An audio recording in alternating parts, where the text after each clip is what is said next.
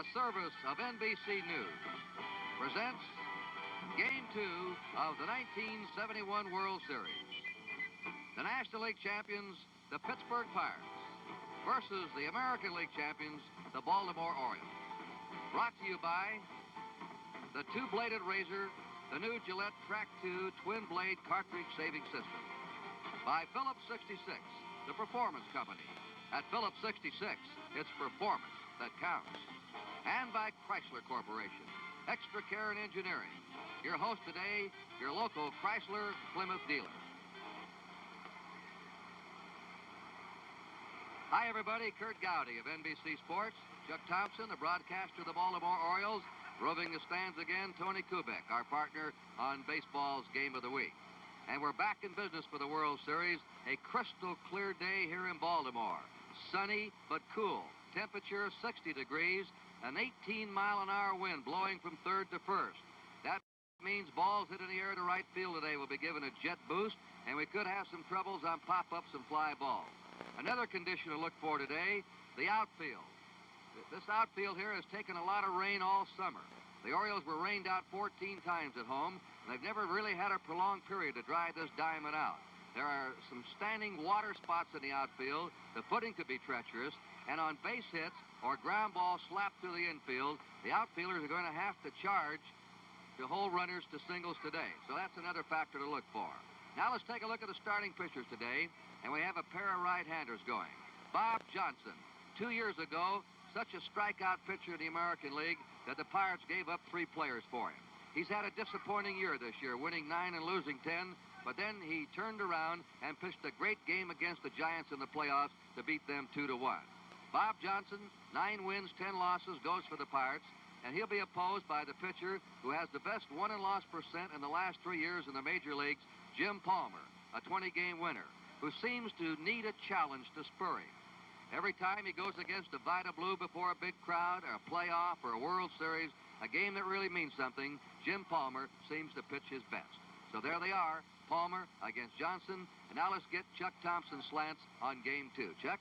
Thank you very much, Kurt. I'm thinking back to a keynote looking at Johnson and Palmer today, and I'm remembering, Kurt, the opening game of the series. We said that Dave McNally is not a strikeout pitcher. He's a kind of a stuff pitcher, moves the ball around. Well, he struck out more men than he did all year. Well, this afternoon, definitely we have a couple of strikeout pitchers in Johnson and Palmer. Now, the story on Johnson is the Orioles remember him when he was with Kansas City. A good fastball that'll ride in on you, and he keeps that slider down and away. Jim Palmer, normally to be successful, to be as good as Palmer can be, will have to get the curveball over. If he gets it over, we should have another whale of a baseball game here in Baltimore this afternoon. And right now, let's go down to Tony Kubek.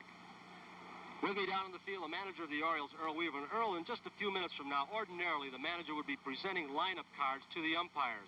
But you're going to have somebody else do it. Tell us why. Well, it's a long story.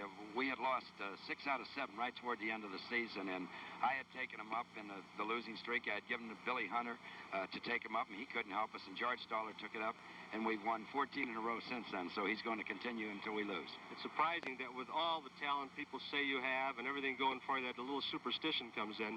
You know, to me, a key to the Orioles beating the Pirates, and you realize they're a great hitting club, I know, Earl, and have a lot of respect for them, but keeping that Willie Stargell's bat from getting out has got to be a big thing for you. Trying to keep him in the ballpark, especially with men on base, is a big thing. The left-handers went right after him. They'll have to challenge him because of because of Clemente and the right-handed power that they got. Our right-handers are going to be a little bit more careful with them throughout the series.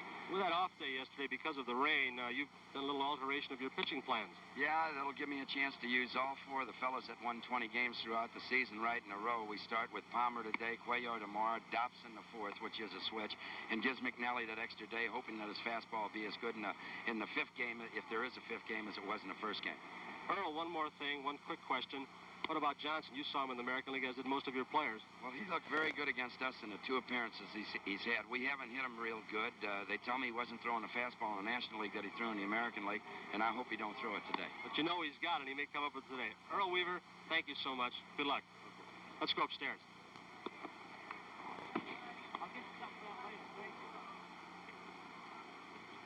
Earl Weaver talking about Jim Palmer. The Pittsburgh Pirate batting lineup looks more dangerous today. They now have the bats of Richie Hebner and Al Oliver in their lineups, and that's going to give them more RBI power and more threat of the long ball. Also, they're both left-handed batters. And now we're going to meet the starting lineups of both teams. First, the National League champion, Pittsburgh Pirates. Here is the manager of the Pirates, number 40, Danny Murtaugh.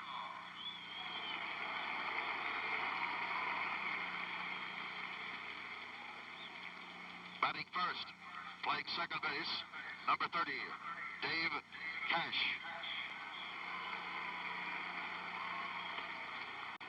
Batting second, playing third base, number 20, Richie Hebner. Batting third, playing right field, number 21, Roberto Clemente.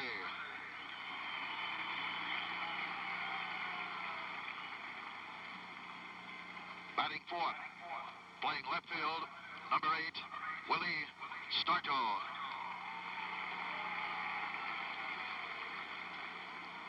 Batting fifth, playing center field, number 16, Al Oliver.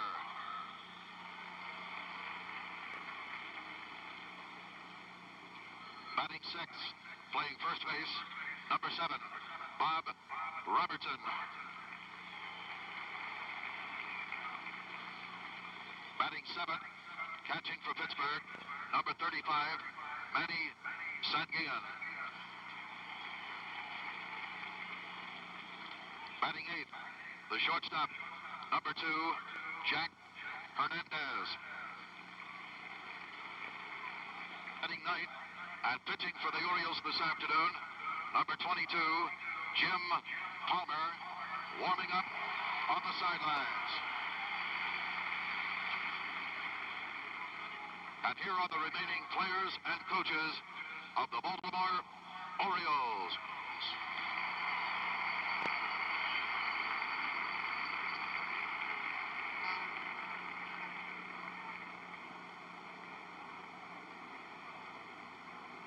The umpires are scattering now. We have 6 umpires assigned to today's game. Ed Sudol is behind the plate. Johnny Rice umpiring at first. Ed Vargo at second. Jim Odom at third. Umpiring the left field line will be John Kibler, and working the right field line, Nestor Shylock. And I'm going to quickly give you the batting orders. I know many of you, not only around America, but around the world now, keep score. Dave Cash will be leading off for the Pirates at second. Richie Hebner's at third, batting number 2. Roberto Clemente in right field, hitting third. Willie Stargell in left field, batting cleanup. Al Oliver in center field, hitting fifth. Bob Robertson at first base, batting sixth. There's Mrs. Nixon, the First Lady. Is Mrs. Richard Nixon. Mrs. Richard Nixon being introduced. And Julie Eisenhower.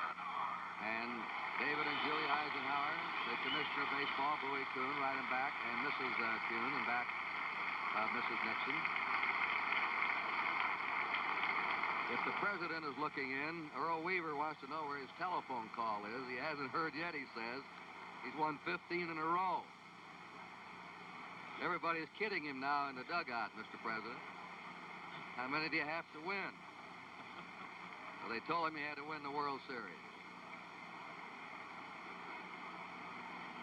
Completing that Pirate batting order, Bob Robertson batting sixth at first base. Manny Sanguillen is catching, hitting seventh. Jack Hernandez, the shortstop, batting eighth, and Bob Johnson batting ninth. And the Orioles have Buford in left leading off. Retmond in center, batting number 2. Powell, that's Ellie Hendricks, shaking the hand of the First Lady. Frank Robinson in right field, batting cleanup. Hendricks catching, hitting fifth. Brooks Robinson at third, batting sixth. Dave Johnson at second, batting seventh. Belanger, the shortstop, hitting eighth, and Palmer batting ninth. Mrs. Nixon has the honor of throwing out the first ball. Rube Marquardt was supposed to, but Mrs. Nixon now will throw out the first ball of game 2. Pretty accurate arm. That's a strike. And always one more for the cameras. Very good.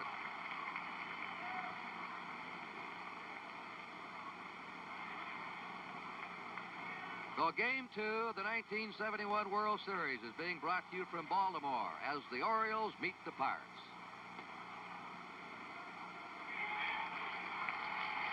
The Baltimore Orioles break on the field.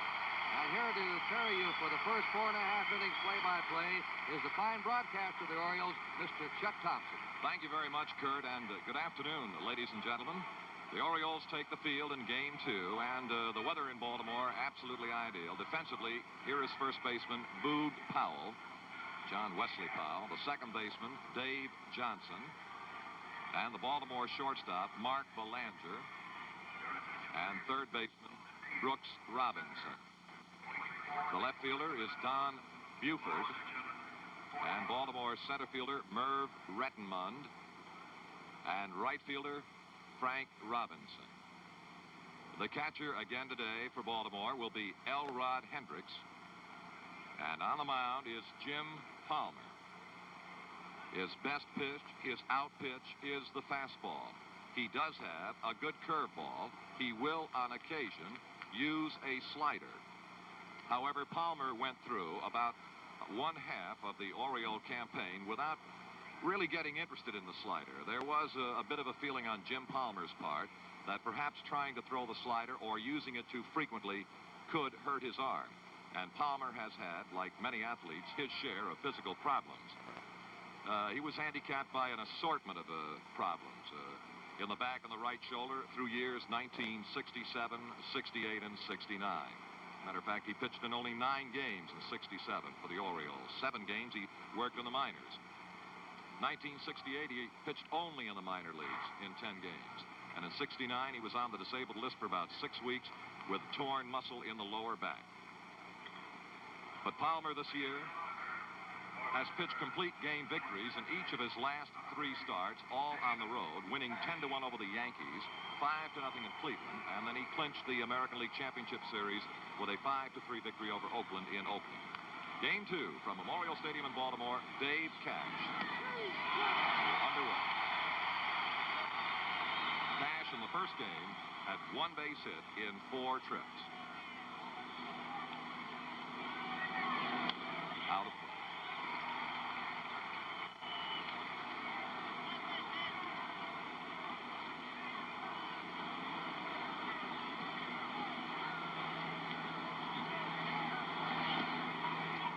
One ball, 2 strikes, and that was the Palmer curveball.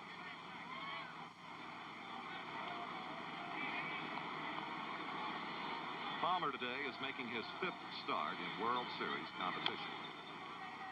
And the count will continue. 1 ball, 2 strikes to Dave Cash.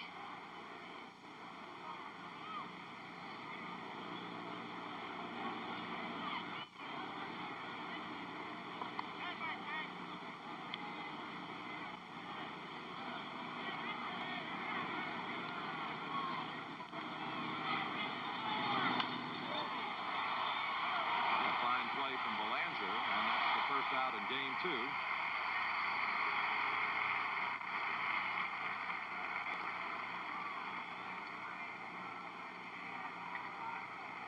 Pirate fans, I'm sure, must be very happy to have the very strong bat of this man in the Pirate lineup this afternoon. He is among many of the Pirate batters extremely respected by the Baltimore pitching staff and manager coach Rich Hebner. He had 271 on the year, had 17 home runs. Here's a fellow that has an odd job. He's from Norwood, Massachusetts. His father's a grave digger. He helps his dad in the off-season. I asked him how he liked the job, and he said, there's no back talk. And 2 strikes now to Rich Hebner. Well, the addition of Hebner and Al Oliver to the Pirates starting lineup adds a total of 34 home runs. And as Kurt mentioned, and I think it bears repeating a few times, there is a very strong wind in Baltimore this afternoon from third toward first. 1 and 2. Hebner, 17 home runs on the year, and also 2 big home runs in the playoffs. That's the Palmer curve, and he misses again. 2 balls, 2 strikes. The wind has been measured at somewhere around 18 miles an hour this afternoon in Baltimore. The kind of a wind that will, as you see, help the left-handed swinger and will hurt the right-handed swinger. So Palmer has reached a full count to Hefner.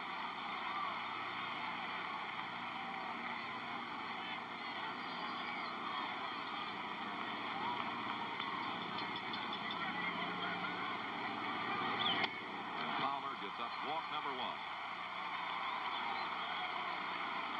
On the season, in 282 innings, Palmer walked but 106 batters while striking out 184. He has averaged 3.4 walks per 9-inning game over the past season. A year ago, he averaged about 3 in 1970.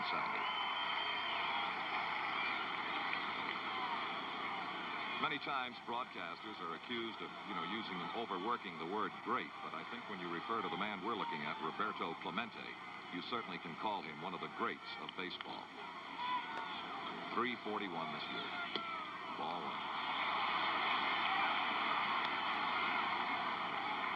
1. Palmer has had, in some starts this year, early inning problems. The problem is physical. It is a matter of getting loose enough in the back, the lower back particularly. So when he is wild, for the most part, you will see him high wild. 1-1.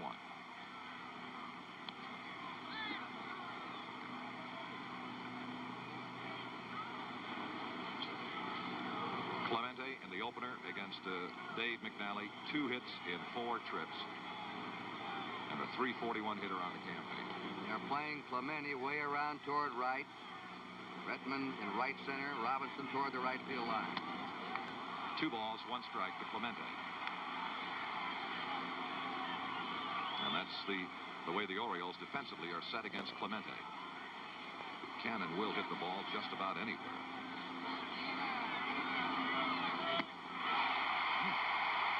2 balls, 2 strikes. And that looked like the good Palmer fastball.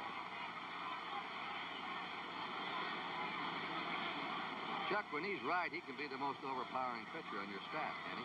I would say yes, definitely. But he needs to be able to throw the curveball for strikes in order to really say he is right. Base hit Clemente. And the Pirates have Palmer in early trouble. And the batter will be Willie Stargell, a .295 hitter on the season, and Stargell hitless in postseason competition. 0 for 17. This fellow's about due to break out sometime. When he does, it could mean a lot to Pittsburgh. Stargell's figures on the year, most of you may be aware of, I'm sure. 48 home runs and 125 runs batted in. 1 out.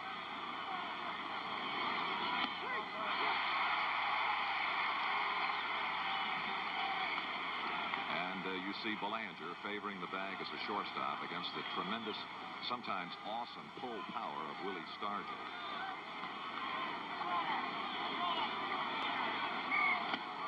Missed with it that time. 1 ball, 1 strike.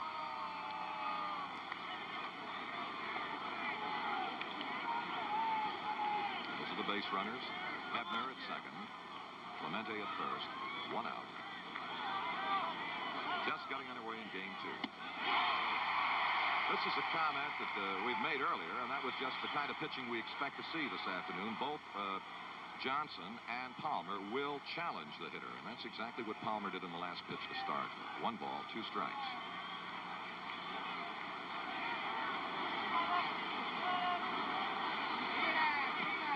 Again, he misses with a curve. 2-2.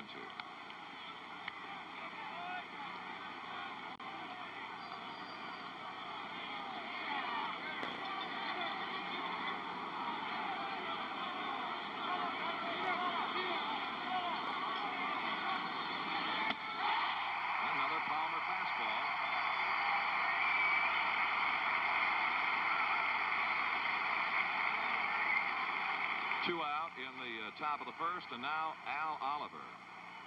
Al, a .282 hitter in the regular season for the Bucks, with 14 home runs and 64 runs batted in.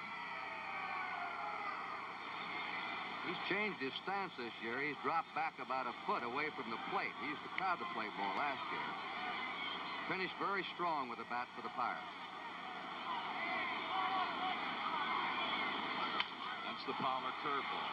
Powell, pitcher covering. Final out. The Pirates, no runs, 1 base hit, no Oriole errors, and 2 are left. And so in the middle of the first inning, the score is Pittsburgh 0, with Baltimore coming to bat. Well, on the screen, you see the Baltimore coaches. First base coach George Staller, a native Pennsylvanian, I might add, and third base coach Billy Hunter, also a native Pennsylvanian. And now Johnson, who was 9 victories and 10 defeats in the regular season for the Pirates.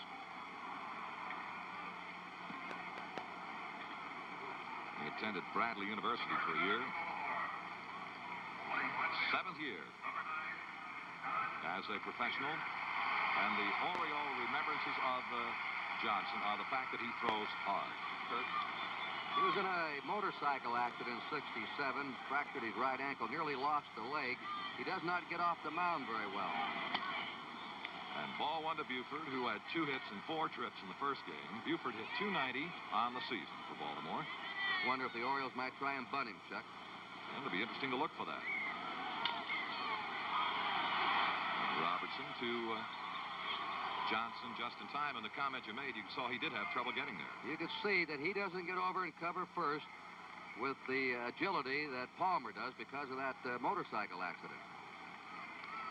Palmer, along with his ability to throw hard, is also one of the very best fielding pitchers in the American League. Now, Merv Rettenmund, an instant hero, of course, in Game 1 for Baltimore, with a 3-run home run. And he finished leading the Orioles at the plate with a .318 average in the regular campaign.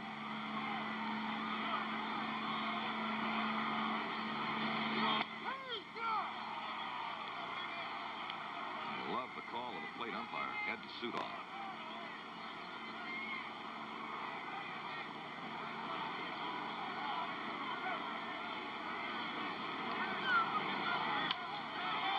Keep an eye on this. Stargell coming over in the corner. The wind is knocking it down, and Stargell is there. Saturday, that would have been off the wall or up in the seats. Again, the comment that I think does bear repeating. A cross-field wind from the left field corner to the right field corner, sometimes reaching 18 miles an hour.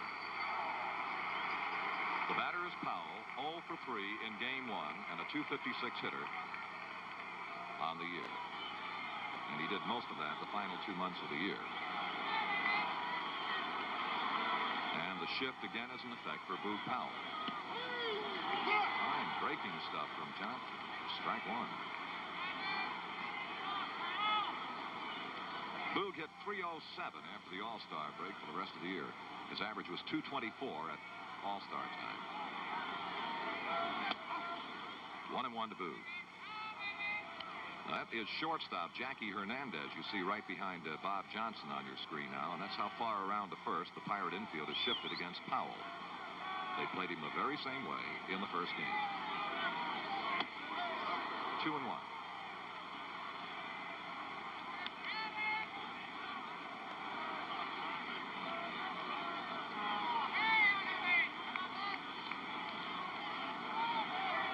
Johnson started the third game against the Giants of Pittsburgh last Tuesday, and he won it 2-1, going 8 innings. And this will be a 2-1 pitch to Powell. Cash is there. And that's the final out of the inning. The Orioles are 3 up and 3 down. At the end of 1 inning of play, the score, Pittsburgh 0, Baltimore 0. A word about the Pirate coaches now. Don Leppert at first base. This is his 4th season with Pittsburgh. He lives in Greenwood, Indiana. And the third base coach is Frank Osiak. He's in his 9th season with the Pirates. He was with them when Murtaugh had his first tenure as Bucks manager, left, and then came back when Danny returned. Mount Savage, Maryland, or Frostburg. Here is Bob Robertson, and he went 0 for 3 in the first game.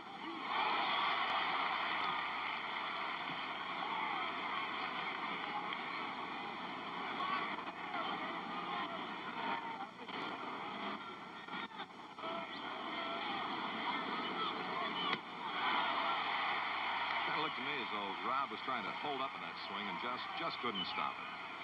So the count then is 2 strikes.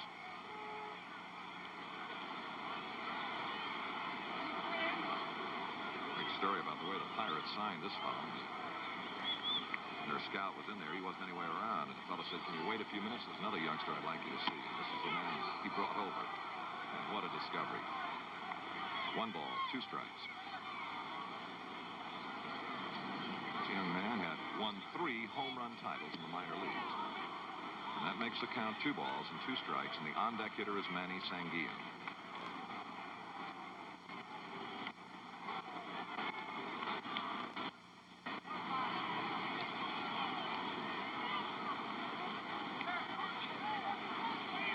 That's the Palmer curveball. 2 and 2.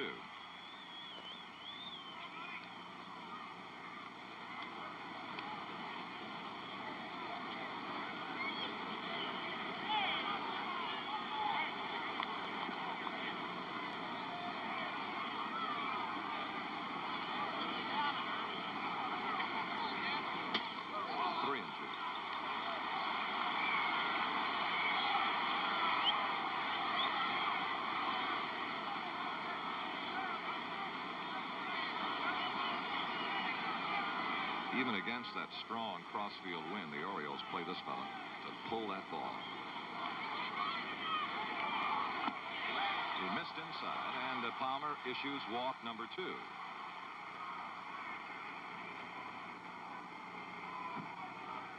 This telecast is presented by authority of Major League Baseball and is intended solely for the private, non-commercial use of our audience. Any publication, retransmission, or other use of the pictures, descriptions, and accounts of this game without the express written consent of the Commissioner of Baseball is prohibited.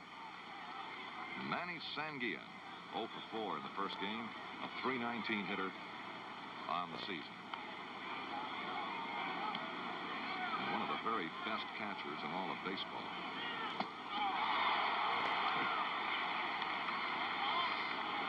That's what is known as having a good cut, and Manny's the kind of a fellow who comes out of the dining room swinging. He doesn't take very many. Robertson at first. All you see is just a stump off the bag.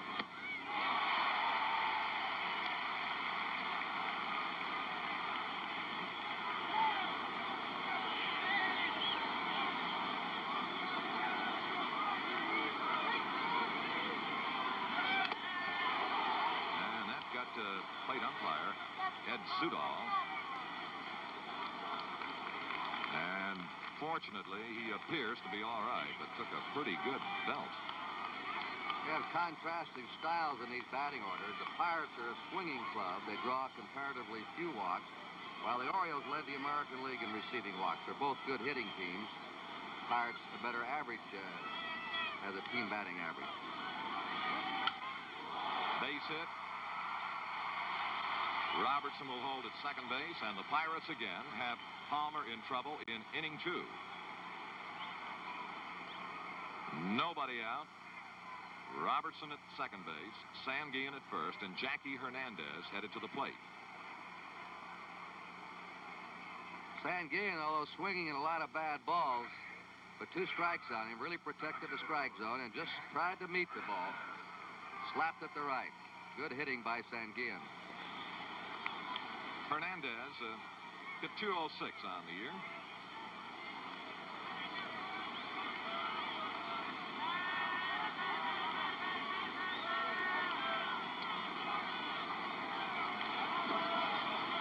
And the Orioles figure that there might be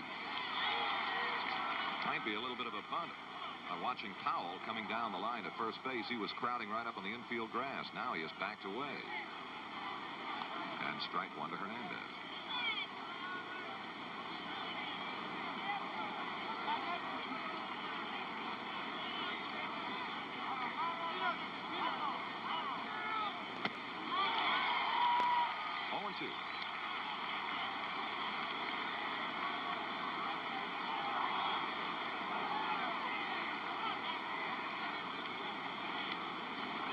Running situation at second. It's Robertson.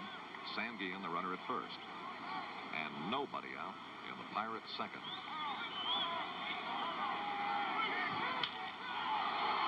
Rettenmund, center fielder. 1 away.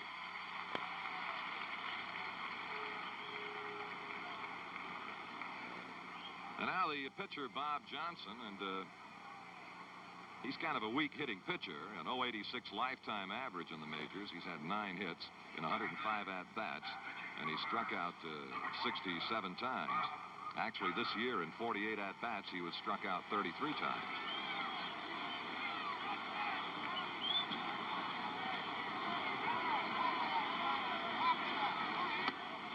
Ball 1, and it looked as though the bunt had been in order.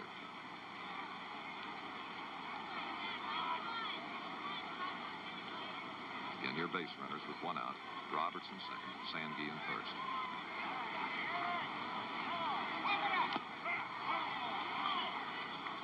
One ball, 1 strike now to Bob. So a fellow like Palmer on the mound, Brooks Robinson will try and anchor at third. I mean, he'll give more than half the diamond between the mound and third base because Palmer can get off that mound. They want to get this front man at third if the bunt is successful. 2-1 to Johnson.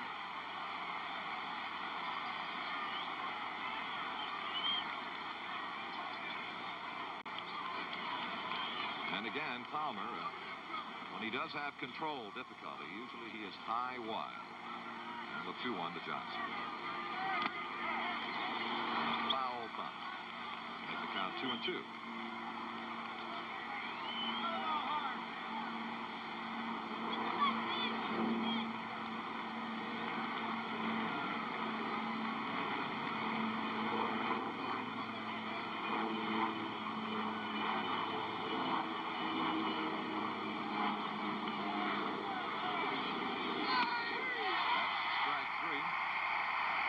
Second strikeout. And the top of the batting order, the very talented Pittsburgh second baseman Dave Cash. In the first inning, he seemed to get fisted a little bit, ball in on him, and hit a soft line drive. He took a hop in front of Belanger, and he was thrown out. Very strong, as you see, 295 lifetime average.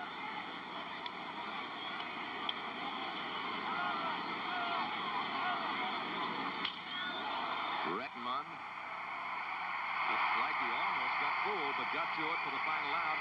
And again, the Pirates. No runs, 1 hit, no Oriole errors, and again, 2 are left. At the end of an inning and a half, the score, Pittsburgh nothing and Baltimore nothing. As the Orioles come to bat against Johnson in the last half of the second inning, it will be Frank Robinson, Elrod Hendricks, and then Brooks Robinson. And in game 1 here in Baltimore, Saturday afternoon, it was Frank Robinson who got the Orioles started somewhat. After Pittsburgh broke on top 3-0, Frank homered. And Frank has hit a home run in 3 of his last 4 series games. And a total of 7 home runs in World Series competition.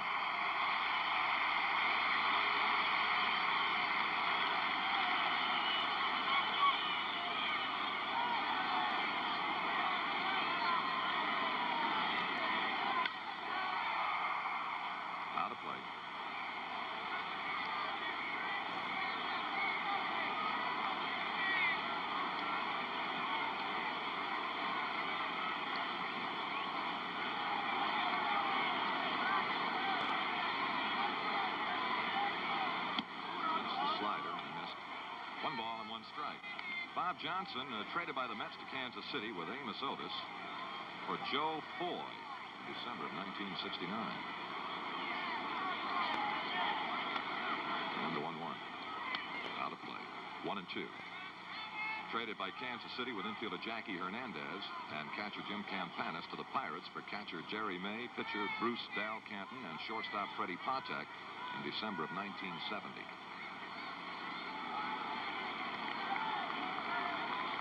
And your on-deck hitter, Elrod Hendricks. 1-2, tie.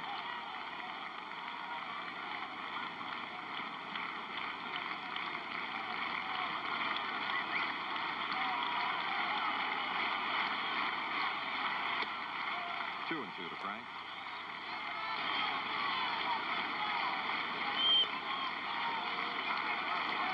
In 15 and a third innings against the Orioles, Johnson has allowed Baltimore only 2 runs and 11 hits.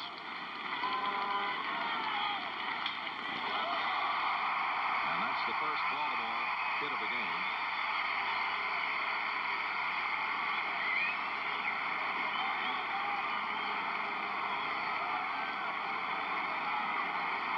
It looked as though, Kurt, that the ball Frank just hit through the middle might have hit Johnson on the foot, kind of a glancing blow. Either that or it grazed the top of the mound. I was just figuring what a favor Cincinnati did Frank Robinson 5, 6 years ago. He was mad when he was traded by Cincinnati to Baltimore, but he's made up for it with that extra World Series money. 4 pennants in 6 years he's played on here. He is definitely one of the ball players, and there are quite a few of them in both National and American League, with outstanding leadership ability. It's just inborn, and he is the leader of this Baltimore ball club. Here is Elrod Hendricks hitting .250 on the regular season and went 1 for 4 in the opening game. Yes, sir. Strike 1 to the rod. This fella uses one of the heaviest bats in the majors, doesn't he, Chuck? 40 ounces? That's about it. And with that tremendously slender, willowy build it is, it's, as we mentioned, I think, Saturday, he attracts the nickname Beef.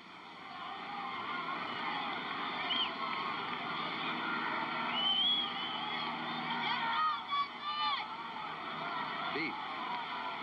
They always call the natty dresser in the club Rag. That's right. That's exactly right.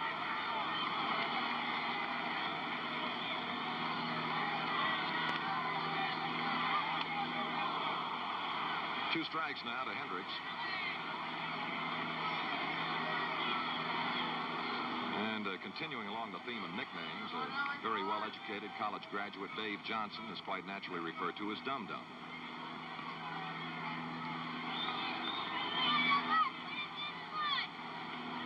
Two strikes to Hendricks. No score. If you just joined us here in Game 2, we're in the bottom of the second inning. 1-2 to Elrod Hendricks.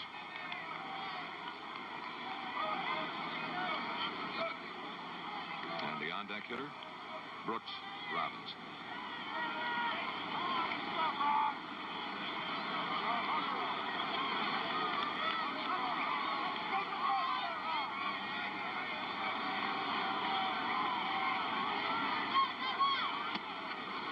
Two and two to Elrod.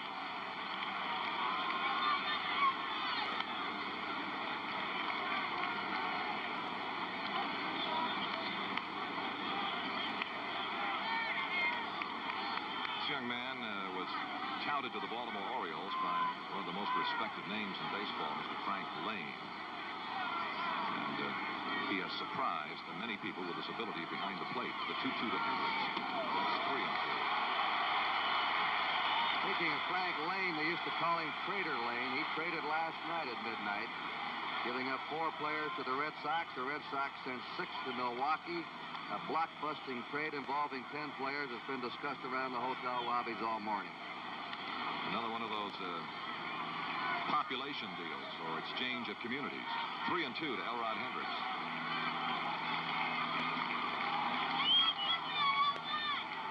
We get the opportunity. We will fill you in on the personnel involved in the trade that Kurt was talking about. Some of you may not have heard about it yet. 3-2 pitch coming to Hendricks. Ball 4. Well, the Orioles now bring a little pressure to bear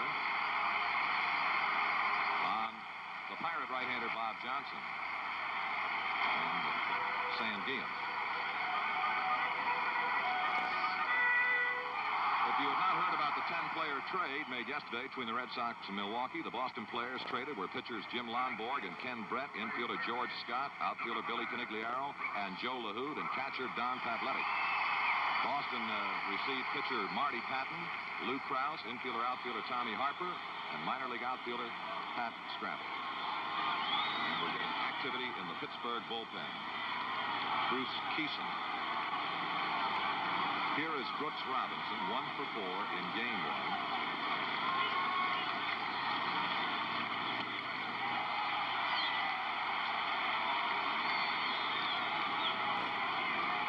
Ball 1 to Brooks.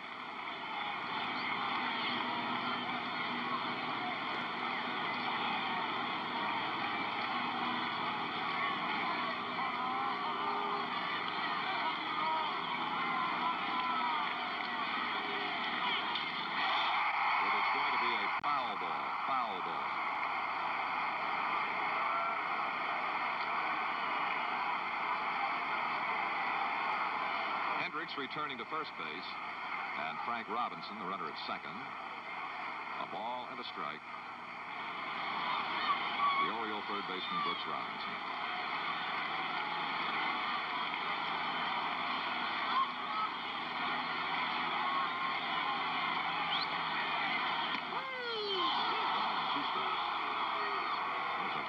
Good pitch from Bob Johnson.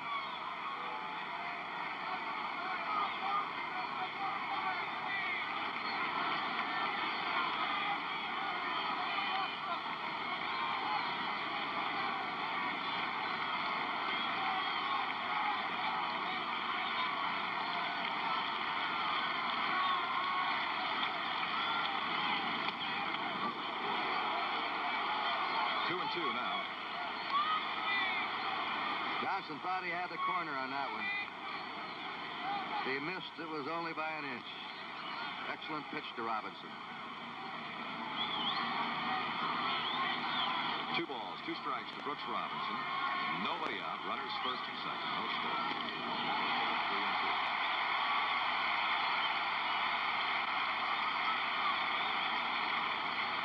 And Sanguillen again is going to visit Johnson, who is troubled by his lack of control, not being able to get the ball exactly where he wants it. But as Kurt pointed out a moment ago, he's not missing by much, but he still is missing. And the man at the plate is respected, I think, in both American and National Leagues as one of the fine clutch hitters in baseball. Johnson's got a problem. He can't make this 3-2 pitch too good against a fellow like Brooks Robinson. Now we're ready to go, and here is the payoff, 3-2 to Brooks.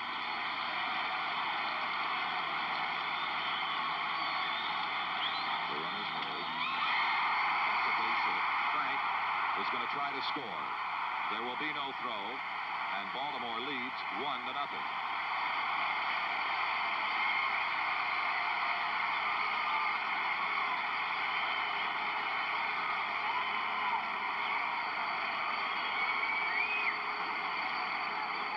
And that is Brooks Robinson's first run batted in on the 1971 series, and here is Dave Johnson. He went 1 for 4 in the opening game. And a very solid .282 hitter over the campaign for Baltimore. Got off to the great start with a 17-game hitting streak.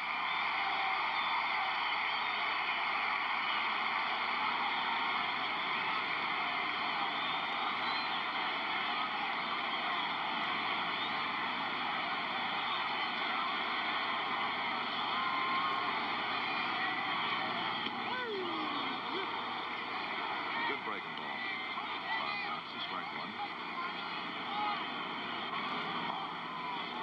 Johnson is one of the better fastball hitters on the Baltimore club.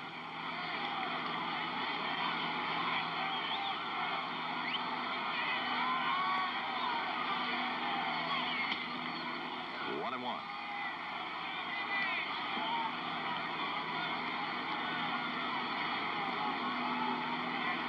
And as we showed you a little while ago, Bruce Keeson is still at work out in the Pirate bullpen, still throwing hard. And there are the runners, Hendricks second and Brooks Robinson first. And this will be a 1-1 pitch to Dave Johnson.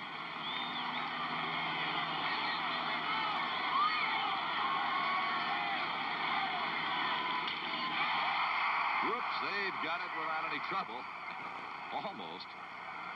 Almost turned 3 of them. He almost had a triple play in the World Series. Here's a line drive to Cash. Now Cash will flip to the shortstop Fernandez, the double off Hendricks.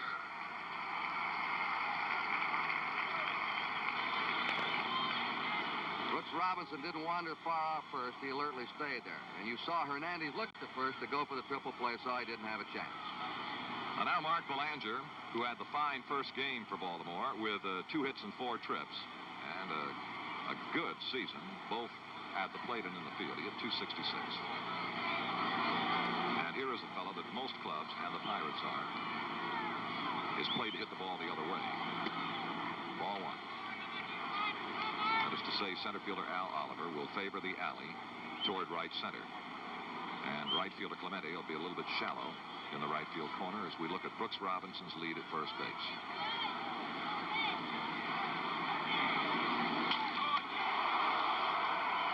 be the final out. But the Orioles pick up a run on two base hits and leave one runner. At the end of two, the score is Baltimore 1 and Pittsburgh nothing. Well, as Jim Palmer's completed his warm-up pitches, his wife, Mrs. Susan Palmer, looking on from the stands. Here's this last out, Belanger, with this wicked smash back to the box. Right back to Johnson, who was there. The last two outs, line drives from Johnson Belanger. And now we go to the third. And this is Hebner. And against Palmer in the first inning, Rich got the free ticket. Palmer has walked two, has struck out two, and has been nicked for two Pirate hits. 1 ball, 1 strike.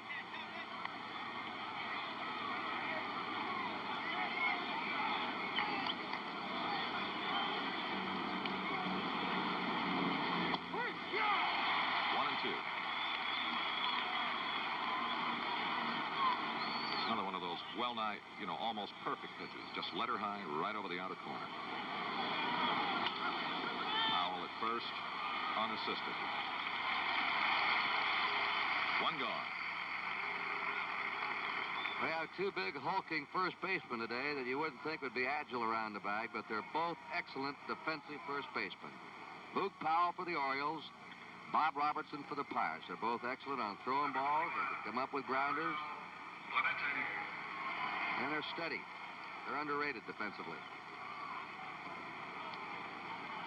Here is Clemente, and he, as he does so many times, just bashed a single through the middle of center field in his first trip.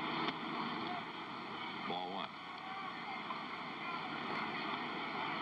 And Clemente has now hit safely in all 9 of his World Series games. And that'll make it ball 2 to Roberto. It would be 7 games in the 1960 series and 2 games in the 1971 series. You know, Chuck, if this fella had ever played his career in New York or Los Angeles, big publicity centers, he would have received much more acclaim.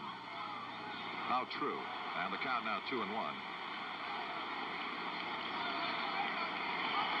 And what a treat, you know. I have seen Clemente, but once before in person, and that was the 1960 Pirate-Yankee World Series. And to see this man in person is, you know, just a great treat. He does it all. He runs, he throws, he catches the ball. Oh, does he hit. There's his 4th hit. Second base. And he's going to beat Frank's throw. Clemente with a double.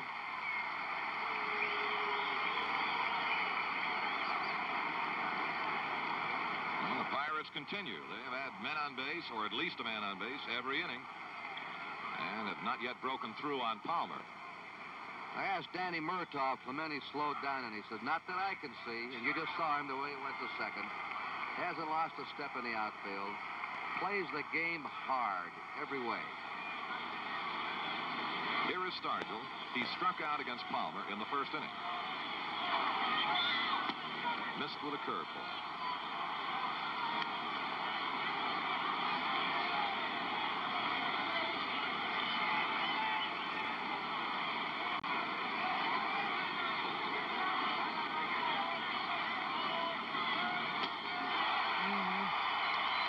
See the very distinct and very clear sign from Sudol. Yes, sir, he got around on that hard rising fastball to Palmer.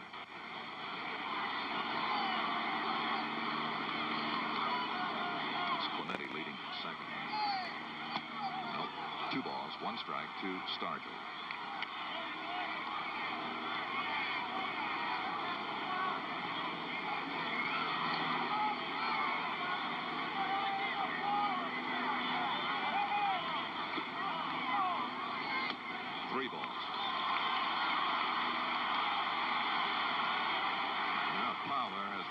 Tough pitch to make to a hitter the likes of Willie Stargell.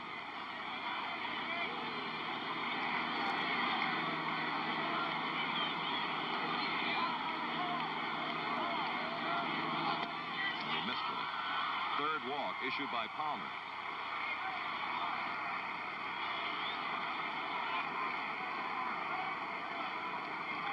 Pirates had runners at first and second with one out in the first inning, did not break through. They had runners at first and second with nobody out in the second inning and did not score. And now with one away, runners at first and second again, and here is Al Oliver. In the first inning, he went out first baseman to the pitcher covering.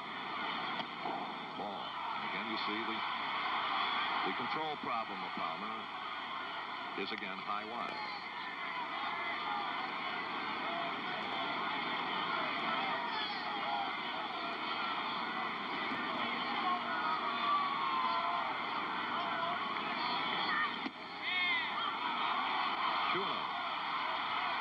I don't think there's a batting order in baseball that is any more dangerous of 6 in a row than Hebner, Clemente, Stargell, Oliver, Robertson, and Sanguine. Those 6 together. And Palmer, perhaps thinking in the terms that you just expressed, Kurt, could be perhaps pitching a little too carefully. And you see the manager, Earl Weaver, and he looks a trifle concerned, and with good cause. 2 balls, no strikes to Oliver.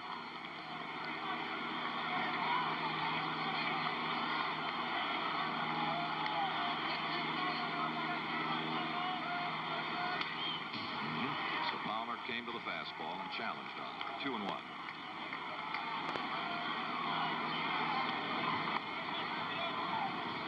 Pirate base runners, Clemente second, Stargell first. If you just joined us, this is the top of the third. It is Baltimore 1, Pittsburgh nothing.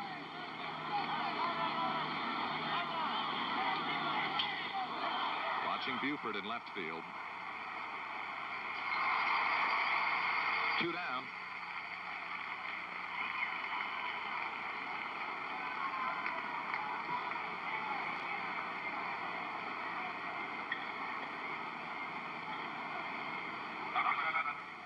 And here is Bob Robertson. He opened the Pirates' second with a base on balls.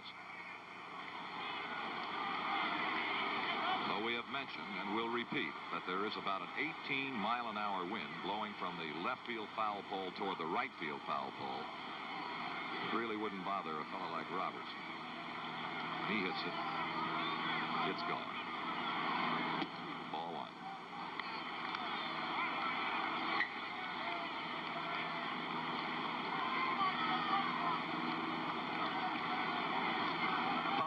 His control problems in the early innings has already thrown a total of 60 pitches. 1-1.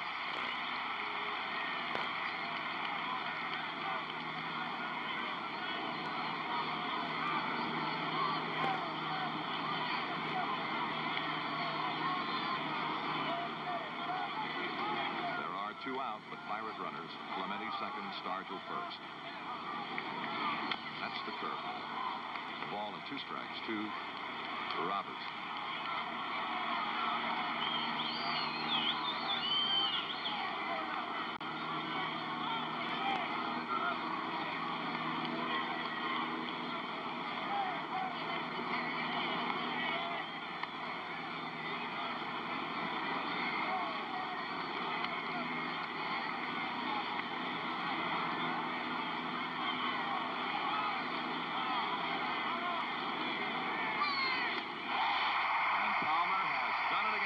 Himself out of a mess. Pirates in the third, no runs, a base hit, and 2 are left at the end of 2 1/2. The score is Baltimore 1 and Pittsburgh nothing. Well, coverage of the third game of the 1971 World Series starts at 12:30 Eastern Time tomorrow in Pittsburgh with World Series report starring Joe Garagiola and Sandy Koufax. Here is pitcher Jim Palmer in the Orioles third. He, on the year, hit 196. Don't forget about the 7:30 night game on Wednesday. Ball 1 to Palmer.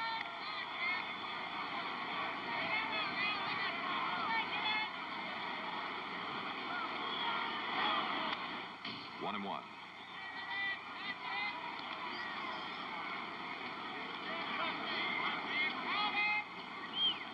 Bob Johnson, 1-9, lost 10.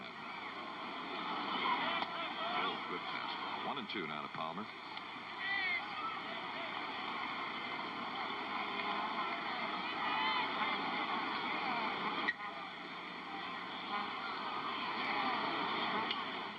It'll be out of play.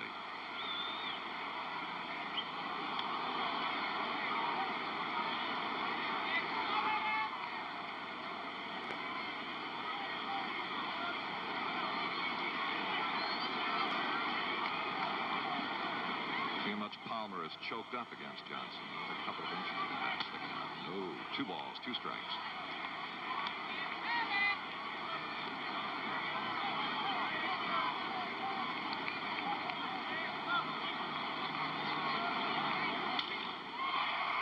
Right fielder Clemente and Roberto in that tough sun field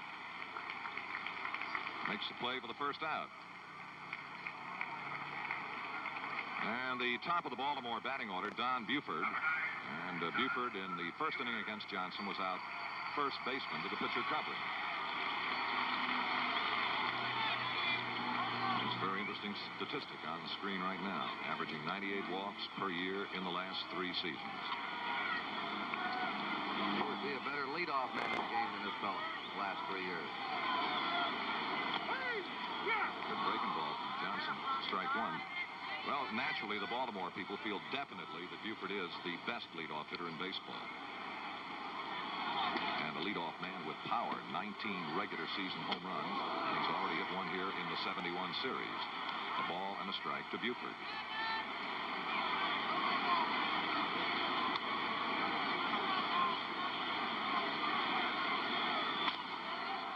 Now it's 1-2. And Rich Hebner, who had been up on the infield grass at third, now with a count at 1-2, is able to back off even with a bag.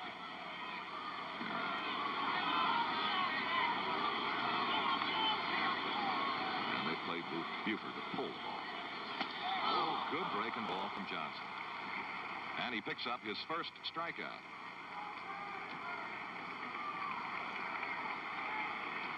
So with 2 down, and on your screen right now, Mrs. Nixon, the first lady of our land, and in a very interesting conversation right now, I'm sure, with Commissioner of Baseball, Mr. Bowie Kuhn, and David and Julie Eisenhower also right alongside the commissioner.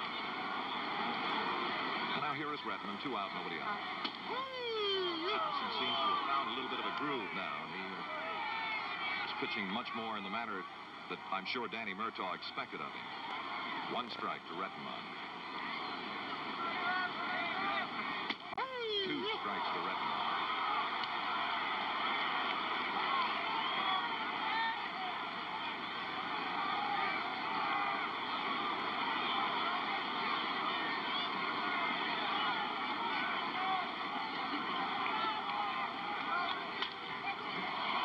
Here comes Cash. And Johnson gets the Orioles in 1-2-3 order. And at the end of 3 full innings of play, the score is Baltimore 1 and Pittsburgh nothing. Top of the 4th inning, game number 2 in the 1971 World Series, and it'll be for the Pirates, Manny Sanguillen, Hernandez, and then pitcher Bob Johnson as 2 batters to Baltimore's Jim Palmer, who's been in trouble in every inning, and yet has been able to battle back and hold the Bucks in check and not give up a run, whereas starter Johnson of the Pirates been in trouble in only 1 inning, and he got burned with 1 run. Getting burned. Dave Johnson, look out. Ball almost played him.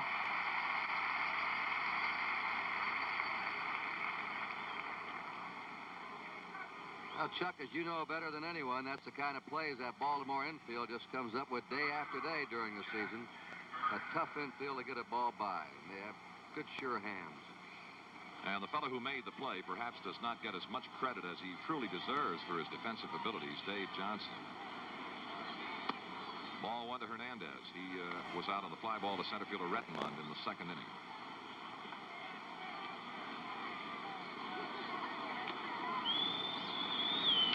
Out of play.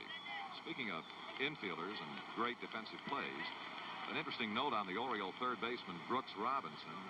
The glove that he is using will go on to the Hall of Fame at the end of this World Series. And that glove, you would think was specially designed for Brooks. No. He borrowed it from a Milwaukee outfielder who used to be an Oriole by the name of Dave May. And that also is out of play. So when that one goes on to the Hall of Fame, Kurt, Where do you think Brooks goes for another glove? To another Oriole outfielder by the name of Don Baylor. He's the outstanding young outfielder in the minor leagues, isn't he? Correct.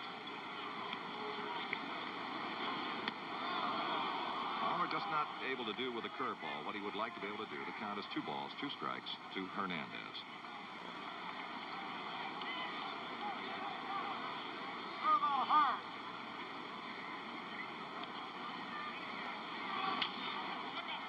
Let's see. I don't know whether it has play or not.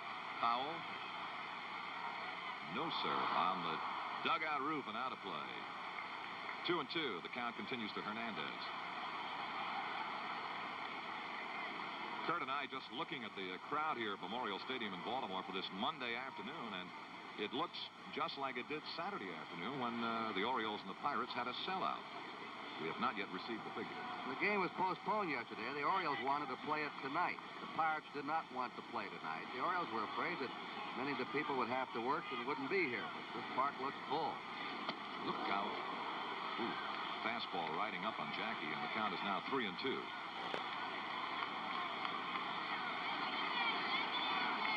This is Palmer's 3rd full count. No one blames Hernandez for taking an extra moment or two to just dust off that uniform. You know, Chuck, they blame TV for just about everything anymore, but a lot of stories had that it was television that was trying to force the night game. It's not true. Baltimore Orioles wanted to play the game tonight. The Pirates did not want it. The commissioner settled it. That's a base hit. Number 4 for the Pirates. And we pause briefly for station identification. This is the NBC television network.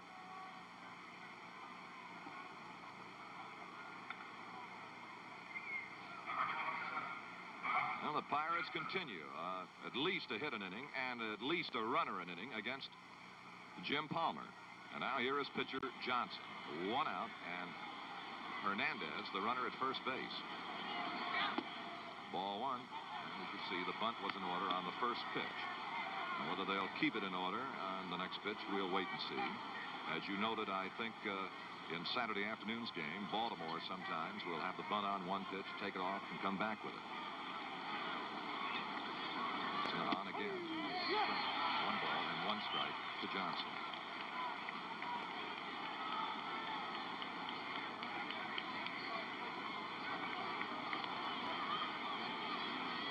We mentioned in his first plate appearance, Johnson really not too good with a bat. Your runner is Hernandez at first base. Well, they had the bunt off. Ball and 2 strikes. Well, do you want to guess again or guess along with manager Danny Murtaugh of the Pirates? Are you going to put the bunt back on with a count of ball and 2 strikes to pitcher Bob Johnson?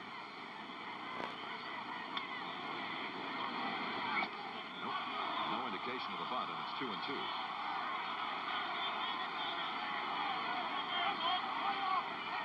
And one thing, for this stage of the game, Palmer's thrown a lot of pitches.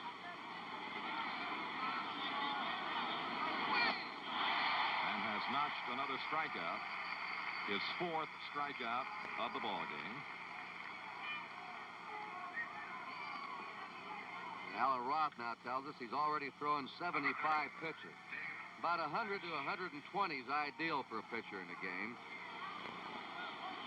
They're only in the top of the 4th, and Palmer's already delivered 75 pitches. 2 down, and the top of the batting order, Dave Cash. Now, Dave has grounded to short and flied to center in 2 previous turns. Palmer with a pretty good move to first base, and that cross-the-body sidearm throw. Here she goes, baby! Here she goes! Strike 1.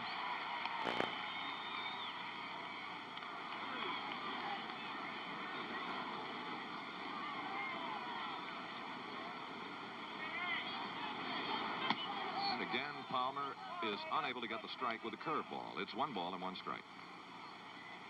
And you get to, with 2 down, Baltimore 1, Pittsburgh nothing. We're in the top of the 4th inning. And again, you see that sidearm move to first base.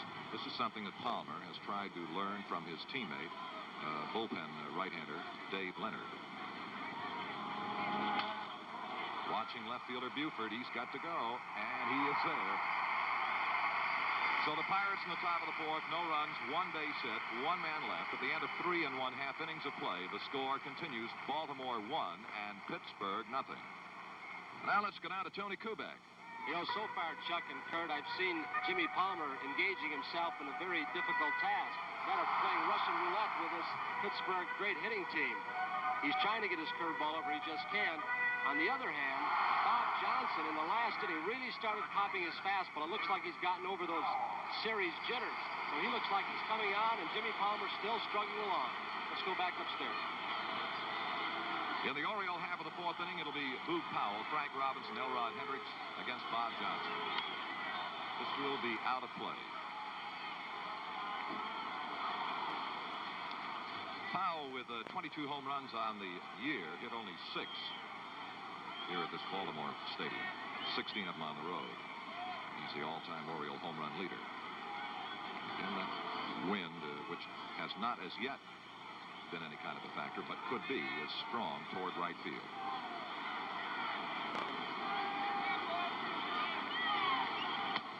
One and one.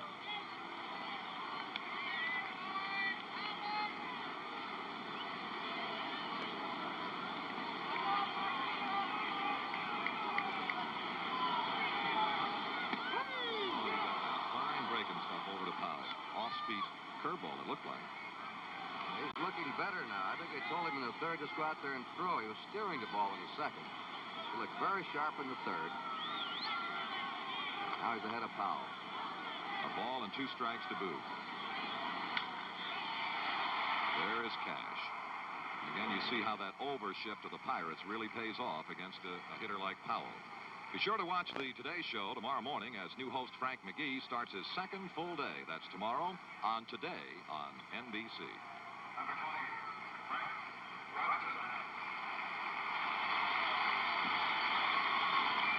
Frank Robinson has one of the 2 Oriole hits and has scored the lone Oriole run. Strike one.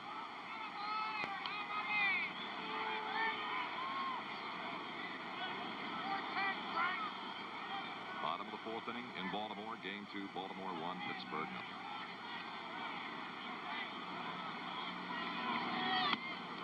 One ball, 1 strike. The Orioles, of course, won the opening game, which is not news to Pirate fans because they also lost the first game of the playoffs and then came roaring right back. 1 ball and 1 strike to Frank Robinson. 1 and 2 now. And as Tony Kubek pointed out a moment ago, very definitely Johnson is popping that fastball a lot better than he did in the first 2 innings.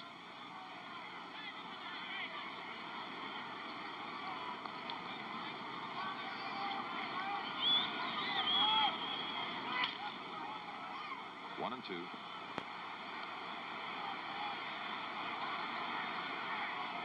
Johnson has now retired 6 Orioles in a row. A relief stint when he was with Kansas City against Baltimore. He retired 12 of the Orioles in a row.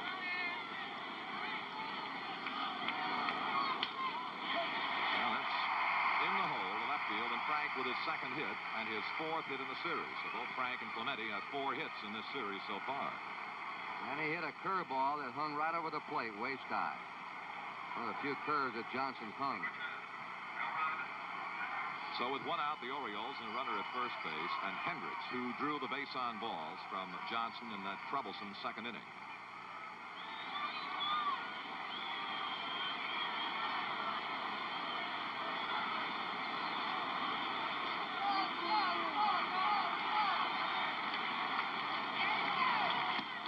Ball 1 to Elrod. Drafted players work out very well. An example is this man at the plate. Hendricks was drafted by the Orioles from the Angels organization. It's Frank Robinson at first. And he has been hit by the pitch.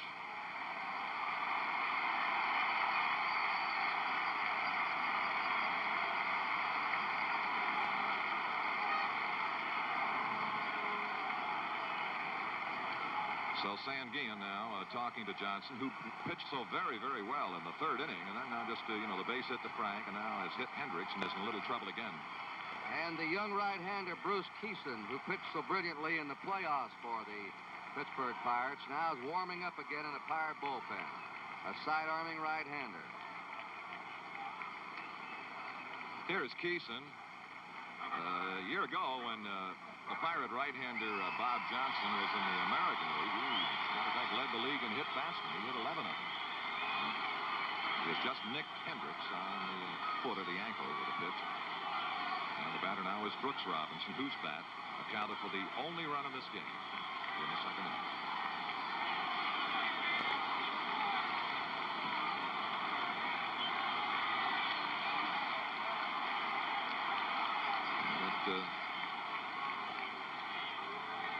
Brooks stepping out just to break the tension a little bit as Johnson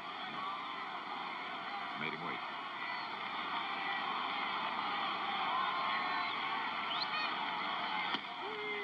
Good. Strike. Hendricks at first, Frank Robinson at second, and this was the situation with nobody out in the second inning that saw Brooks Robinson single to knock in the lone run. Now there is one out here in this bottom of the fourth. No, sir, he didn't. A ball and a strike.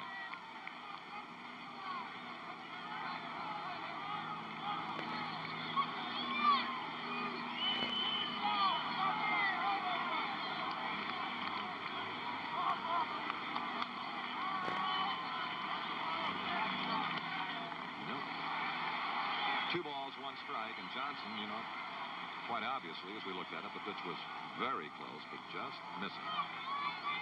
Two balls and a strike.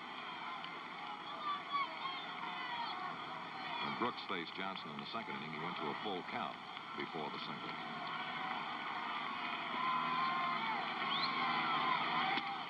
Now it's 3-1.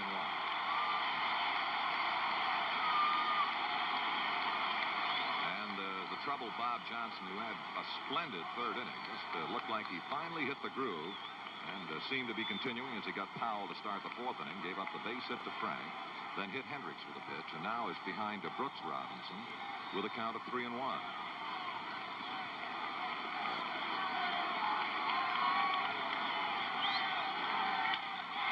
Fair or foul? It is a foul ball. Foul ball.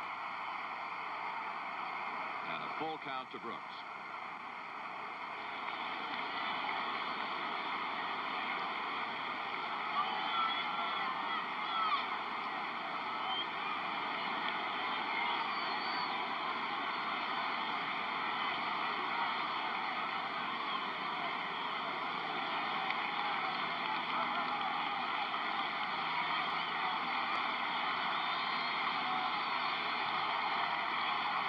Here's the 3-2 pitch to Brooks. One away, and the runners are going. Ball four. With one out and a 3-2 to Brooks Robinson, Earl Weaver and the Orioles had him running. So Baltimore now loads the bases with one out. And the batter will be Dave Johnson. And it was Johnson who came up in the second inning with two runners on and hit a vicious line drive into a double play right after second baseman Cash.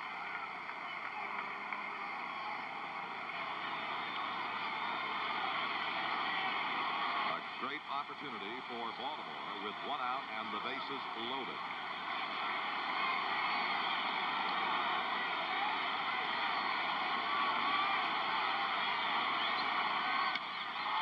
Going to be a foul ball. It is a foul ball. Of course, you have to kind of hold up because of that wind, Kurt. Boy, Chuck, they're hitting some vicious foul shots off him now. They're starting to time him. And again, a little talk between Manny Sanguillen and Bob Johnson. Neither pitcher has been able to retire a batter when they got to a full count, 3-2.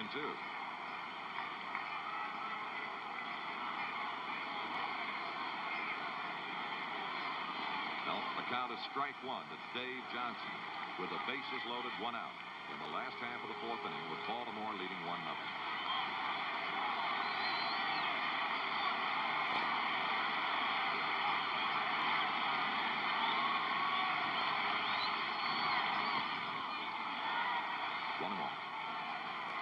the Pirate infield. It's not quite halfway, just a step or two back from being halfway. And they get that ground ball, they'll try and go for the inning double play. That's exactly where they are positioned, in double play depth. And with a fellow like Johnson, if you get the proper kind of a pitch to him, the chances are good. He hits the ball very sharply. Make a mistake, of course. 1 ball, 1 strike to Johnson. 2-1 now.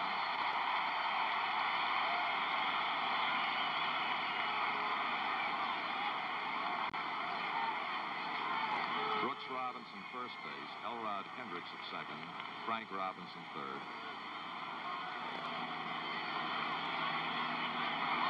And we're watching quite a battle between Bob Johnson and Dave Johnson. Base hit. Frank scores. Hendricks is coming home. No play to the plate to second base.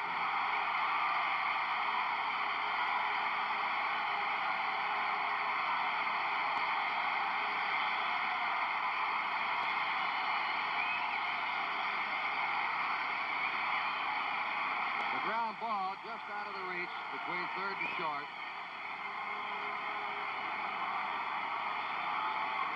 That was Hernandez diving for it. Stargell does not have a play at the plate on Hendricks, so he goes into second base. 2 runs in for Baltimore. They lead now 3-0. And we're going to have a change. Bill Burden, one of the Pirate coaches, moves to the mound. Johnson got himself in trouble after giving up a single. He hit Hendricks and walked Robinson to load the bases. And so a young right-hander, Bruce Keeson, will step into a nasty situation here in the last of the 4th inning. A break in the action at Baltimore's Memorial Stadium. Our score, the Baltimore Orioles 3 and the Pittsburgh Pirates 0.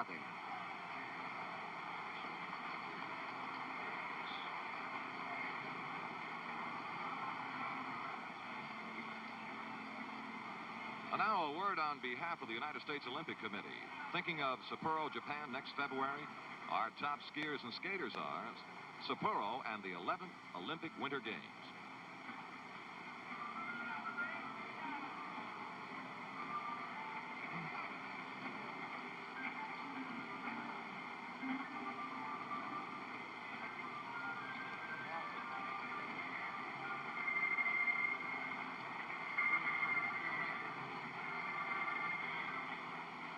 On the mound now, we'll look at an outstanding young right-hander for Pittsburgh. His name is Bruce Keeson. And he's from the state of Washington, and this young man is 6 feet 4 inches and 170 pounds. He's 21 years old, and this is but his 4th pro season. And as you see, he's got a whiplash sidearm delivery. He was 10-4 at Charleston and recalled by the Pirates, and he finished with 6 wins and 5 defeats. And he was the winning pitcher in the final playoff game. Bruce Keeson. And the new batter to Keeson will be Orioles shortstop Mark Belanger. Bob Johnson had an easy first inning and a troublesome second inning. Made but 1 mistake, actually, in that second inning, in truth, in the walk to Hendricks, and it really cost him because it put Frank Robinson in scoring position. Then he had a fine 3rd inning. He got the first batter here in the bottom of the 4th inning, and then just ran into trouble with a bases-loaded single by Dave Johnson, and Baltimore with a 3-0 lead, and here is Belanger.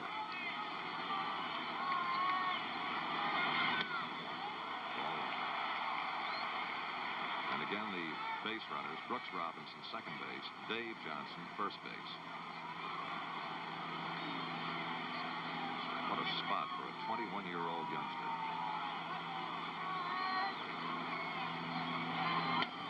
Ball 2.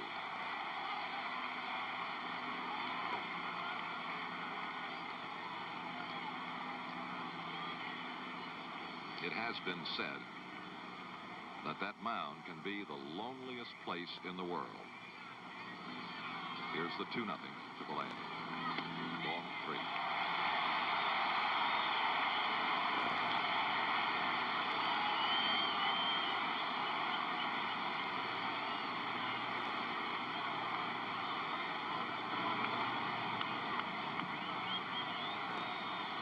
3 balls, no strikes to Belanger.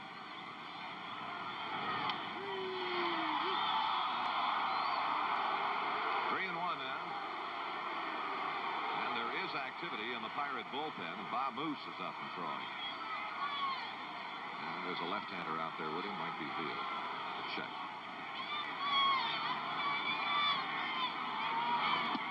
Ball 4. And they are loaded again. Brooks Robinson to third. Dave Johnson to second. Belanger to first.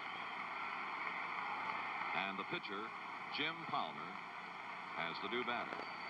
Palmer led the Oriole pitchers in runs batted in this year. He knocked in 9 runs. And in just a great spot to aid his own cause with only 1 out and the bases loaded.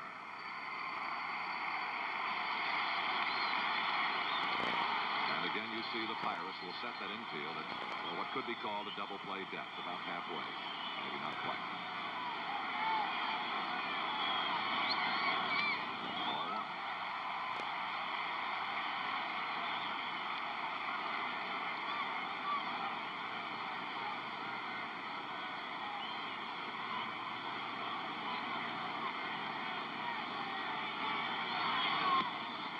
Missed with a breaking ball. Ball 2.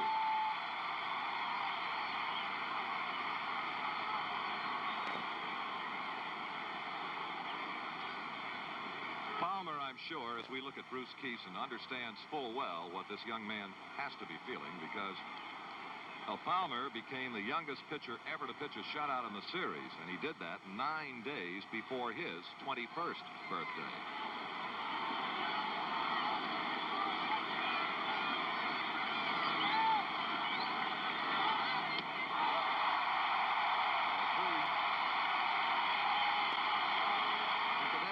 This youngster Kieson is engaged to be married to a former student nurse of Pittsburgh, and they set the wedding date for October 17th.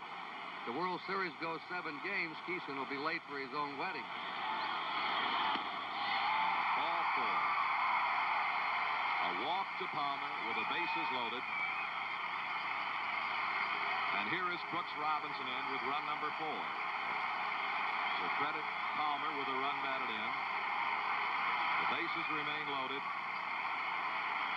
Baltimore sitting on top of a most productive bottom of the 4th inning.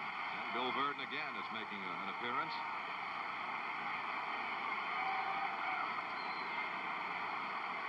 And I'm not sure whether, yes, he now has signed to the Pirate bullpen. And we'll wait and see whether Pittsburgh is coming with a right-hander or left-hander, because Buford here can go from either side of the plate, of course. And they have Veal and Moose out there. Let's see which one of the two will get the call. I think he gave the call to Moose. He pointed to his right arm. And Bob Moose will come in to relieve young Kieson, who just couldn't get the ball over. So there's a break in the action again here at Baltimore. And the score now is Baltimore 4 and Pittsburgh nothing.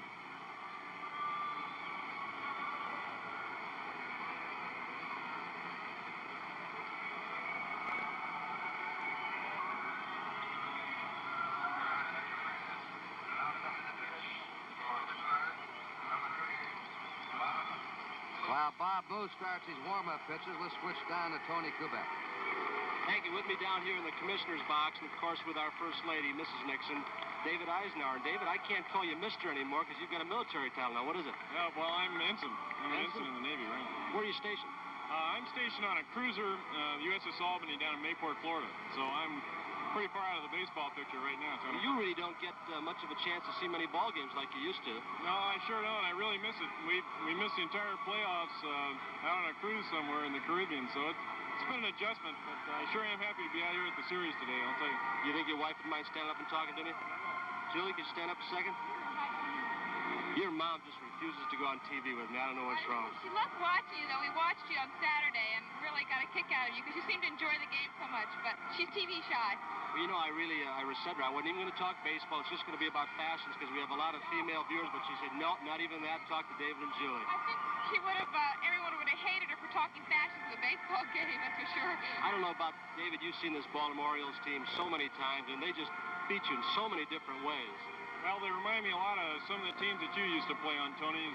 I became a great American League fan because of the Yankees, and I've always felt that American League play is underrated, and I think the Orioles have given the American League a real chance to get that credit that they're due this year by winning this series in a big way. Let's watch Bob Moose, see if he can stop. David and Julie Eisenhower, thank you so much. Let's go back upstairs. Thank you very much. And Bob Moose will now be facing leadoff hitter Don Buford. Bases remain loaded with 1 out. Now, Buford is 0 for 2, has gone out first baseman to the pitcher covering and struck out. 24-year-old Bob Moose. He's born in Export, Pennsylvania. 11-7 in 30 games with the Bucks this year. And he pitched 3 2/3 innings of relief ball in game number 1. 3 hits and a run. Ball.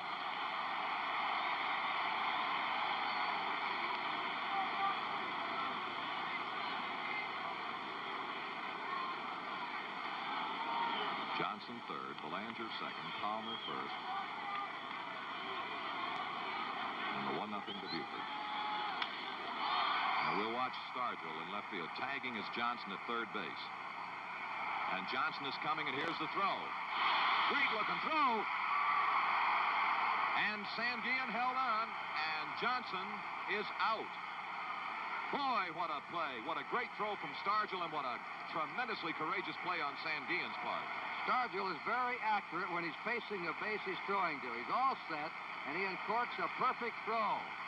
Look at this, and watch Sanguillen barged into there by Johnson. And here's the runner coming on now. Really went into him. Sanguillen is shaken up and will just help back to the Pirate dugout. That's the way they like to see that catcher hang in there. That ball, he refused to have it. Look at that collision. Almost reminds you of the Pete Rose collision at home plate in the All-Star game year before last when he barreled into Fosse. And at the end of 4 innings, the score is Baltimore 4 and Pittsburgh 0.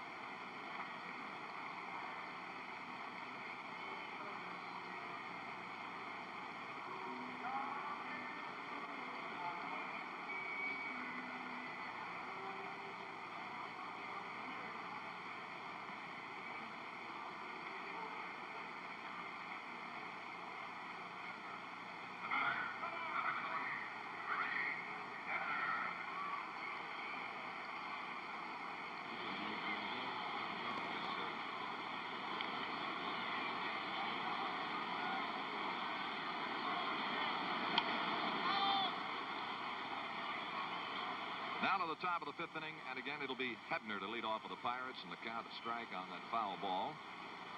And this ballpark still buzzing about that collision between Johnson and Sanguillen. Now the count is 2 strikes. And that is the way the game is meant to be played. Ask no quarter, give none.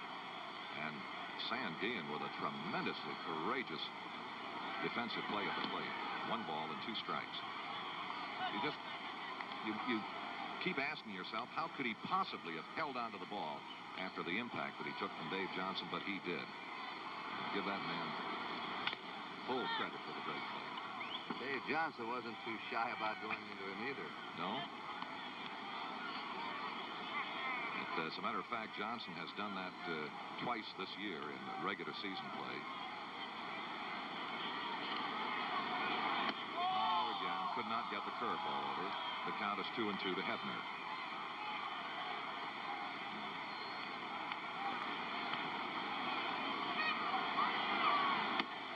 Palmer with strikeout number 5 on that whistling fastball. On Laugh-In tonight, guest star Edward G. Robinson as a mod world looks at Hollywood with all of the Laugh-In regulars.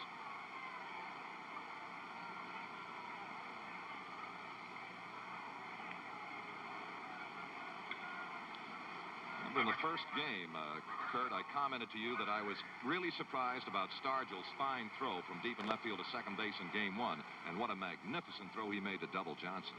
The Orioles scout report said to respect him. When he has to run laterally, sideways, he's not as accurate as when he can approach and look at the base he's throwing. They said he's very accurate when he does that. Ball 1 to Clemente. And Roberto is just 2 for 2 this afternoon against Palmer. A single and a double. And watch Frank Robinson in right field. This ball hit well. He's got it right at the base of the wall.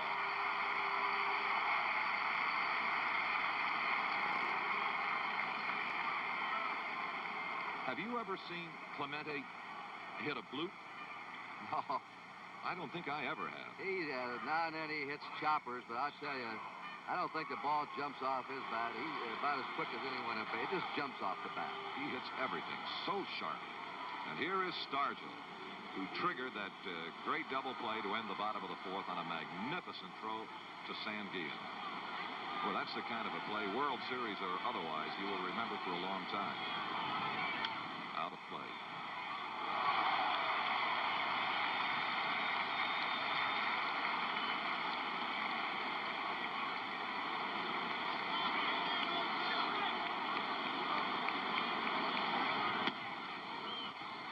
One now to Stargell.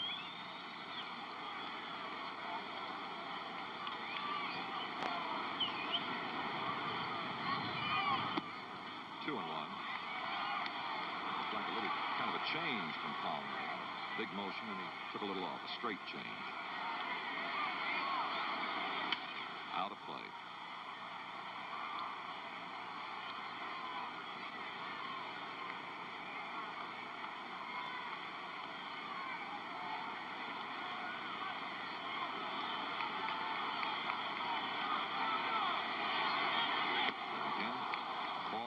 With a curveball.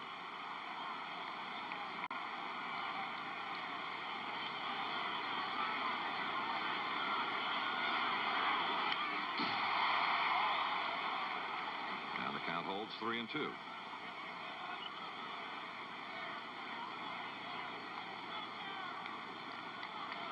It's the 4th time that Palmer has gone to a 3-2 count. And he walks him. Palmer's 4th walk, and again the Pirates, as they have every inning here in game 2, have had at least a man on.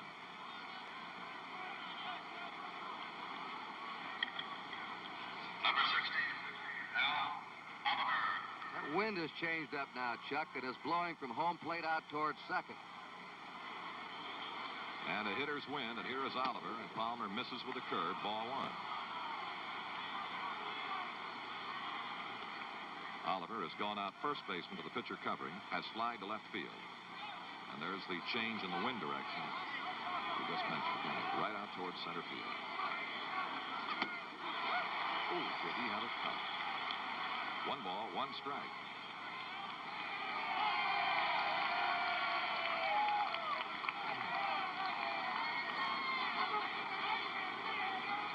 You notice Powell not holding with the base runner Stargell at first. 1-2. And again, Palmer leaning on the good fastball.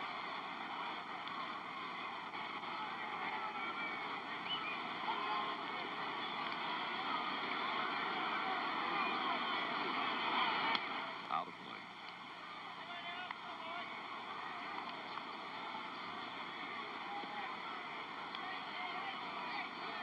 The on-deck hitter, Bob Robertson.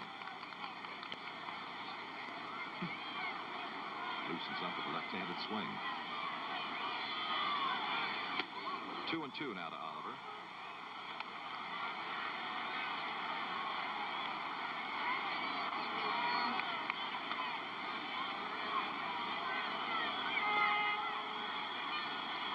Stargell leading first with 2 out.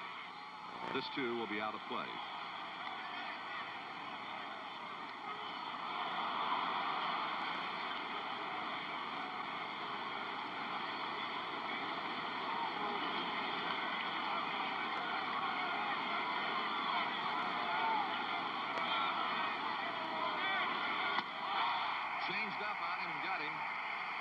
in the top of the 5th inning, no runs, no hits, no Oriole errors, and a man left at the end of 4 1/2 innings of play. It is Baltimore 4 and Pittsburgh nothing. And now a word on behalf of the United States Olympic Committee. Thinking of Sapporo, Japan in February. Well, our top skiers and skaters are Sapporo and the 11th Olympic Winter Games. And now with a great deal of pleasure to take us the rest of the way in Game 2 of the 1971 series, here is Kurt Gowdy. Thank you, Chuck Thompson. Merv Retman, slide to deep left, grounded out. He'll be followed by Boog Powell, Frank Robinson. Bob Moose, the third pitcher today for the Pirates. Retman being played straight away. Bounding ball, skipped through. 5 hits for the Orioles.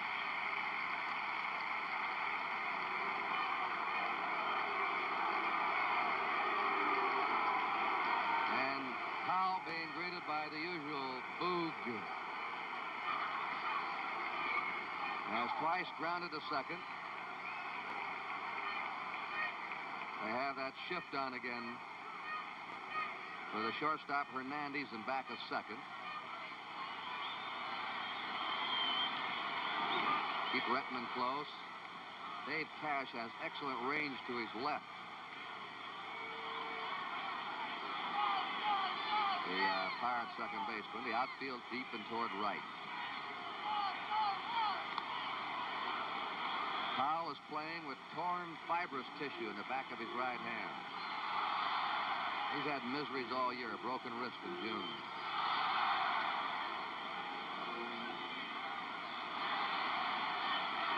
The Orioles leading 4-0 last of the 5th. Drive into right field. Clemente has to play it on a hop. Great arm. Throws in. Retman stops at second. Powell's on first.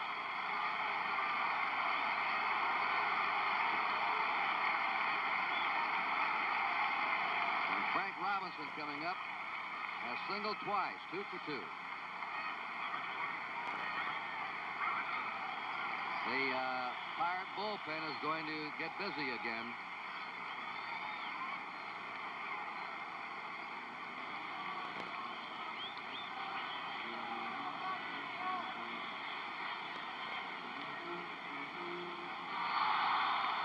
Bob Beal, left-hander.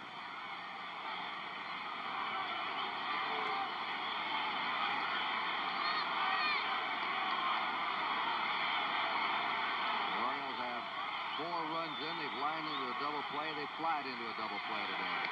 A ball.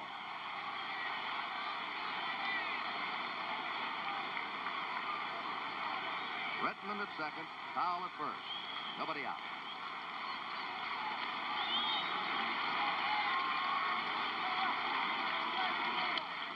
Foul. Robinson looked like he was trying to go to right. Just behind the runners. Clemente gives him the right field corner. Plays him over in right center. The rest of them are just a step or two toward left. Well, he'll just try and slap this ball to the right side and move the runners along. The Orioles do this. They help each other. There's a high fly in the right. Long chase for Clemente. Gallops over. Grabs it. Whirls. Here's Retman coming to throw. What a throw! He just beat it away. Clemente, although his club has lost the opening game, and behind right now is putting on a one-man show. What a magnificent throw from Clemente, and he had all sorts of trouble picking the ball up and getting to it, and then to come out of it with a throw that you're going to watch again. Look at this to third base. He couldn't have carried it over there any better, and Retman just did get there. Look at this. And here is Retman all alone again, coming into third, and the magnificent Clemente throw was that close to getting him. All right, Kurt. The throw was so exceptional because he had to do the complete pivot to throw. Now they're going to appeal at second that Retman left too soon. But second base umpire Ed Vargo says no.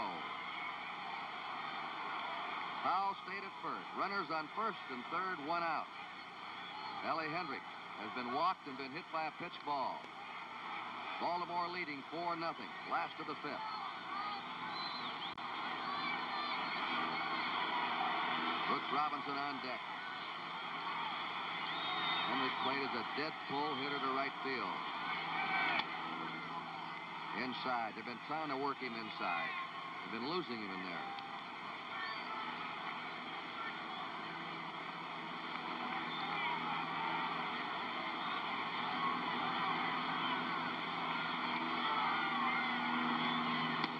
Again, missing. 2 balls, no strikes to Ellie Hendricks.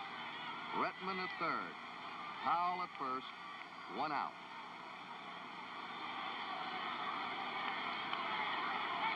Bob Moose. All 4 Baltimore runs have been charged to the starter, Bob Johnson.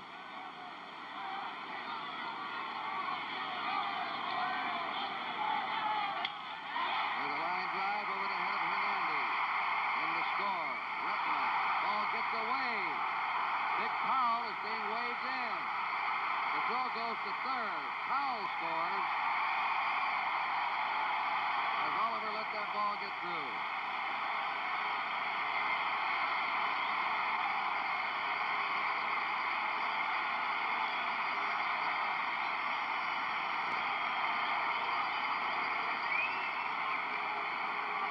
It's a single. A run batted in for Hendricks, an error charged to the center fielder Oliver, which allowed Powell to score from first base. And the Orioles lead 6-0. Brooks Robinson has singled in a run. He's walked. And the Pirates bring the infield in with a runner on third. There's a drive in the center. Oliver charging it. Hendricks scores, and Brooks Robinson now been on base every time, and the Orioles out in front, 7-0. The 4th hit this inning off Bob Moose. And so far in the series, the Pirates pitching has not been able to match the Oriole pitching. That's been the story. And we said at the start of the series that the whole story of the series, if the Pirates could get better than expected pitching from their starters. Johnson lined in a double play and single. That's Robinson on first. Both Pirates starters have been knocked out early. A strike. 0-1.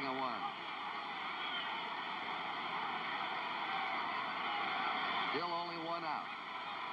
Brooks Robinson at first.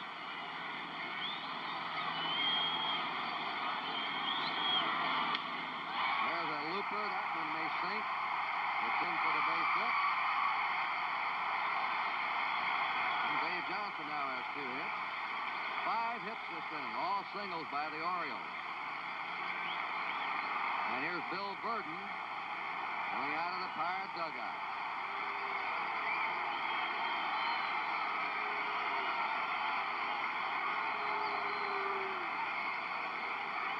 And he's going to bring in left-hander Bob Beal. Will face a right-handed Badger, Mark Belanger.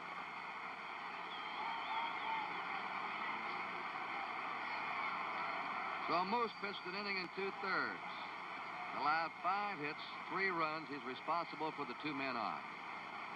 And while we wait for Bob Beal to make his way to the mound, we'll tell you the score. Baltimore 7, Pittsburgh nothing.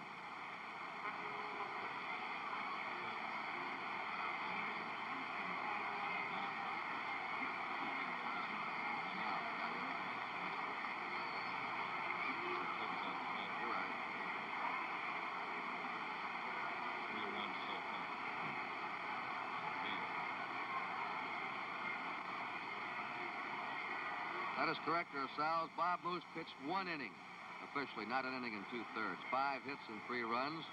And as Bob Beal starts his warm-up pitches, Tony Kubek. Let's hear from you down in the stands. Well, Kurt, it seems to me in this ball game so far that the Baltimore Oriole hitters, and in the series so far, just 2 games, that they felt they were slighted. Everybody said that they had better pitching, that they had better defense, but they said that the Pittsburgh Pirates had a better hitting ball club. I think maybe it's got their higher up somewhat. Everybody in this lineup is capable of hitting the ball, as we've seen. They've been getting the big hit in a critical situation with men on bases. The Pirates haven't. Jimmy Palmer continues to struggle along, struggling to get his breaking pitch over the plate. He can't. As long as the Pittsburgh Pirates hitters keep swinging at that high fastball of his, which is out of the strike zone, they're going to continue to have difficulty with this background of this ballpark. I don't know what's going to happen, but sooner or later, the Pirates are going to have to break loose and get a hit in the right situation. Let's go back upstairs. Danny Murtaugh, who never shows much emotion, 54-year-old Pirate manager, watching his left-hander warm up. Bob Beal, who'll be 36 years old on the 28th of this month, born in Birmingham, Alabama, lives now in Pittsburgh. 6'6", 225, appearing in his first series game. Speaking of birthdays, we have one here today from our NBC's Tony Kubek. We wish him a happy birthday.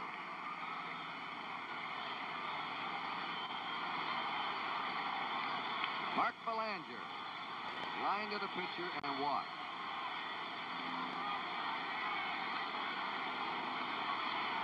Brooks Robinson at second. Dave Johnson at first. 1 out. 3 runs in.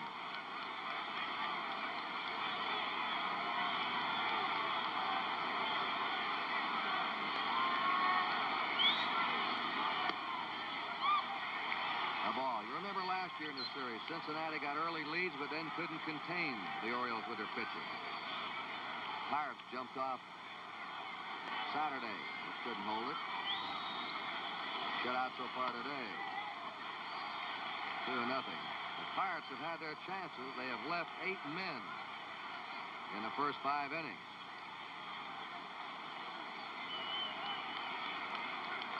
Two balls, no strikes to Mark Belanger.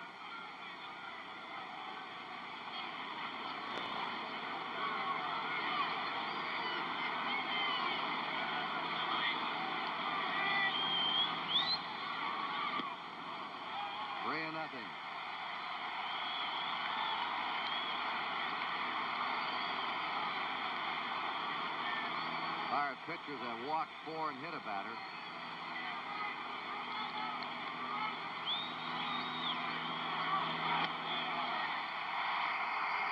There goes Belanger.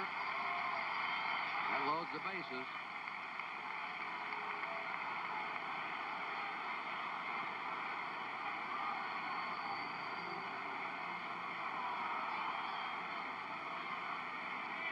And Jim Palmer has fly to right and walked.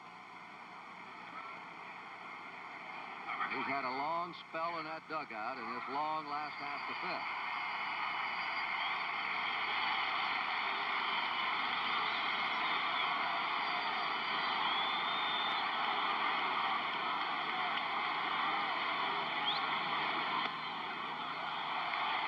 Deal missing, ball 1 to Palmer.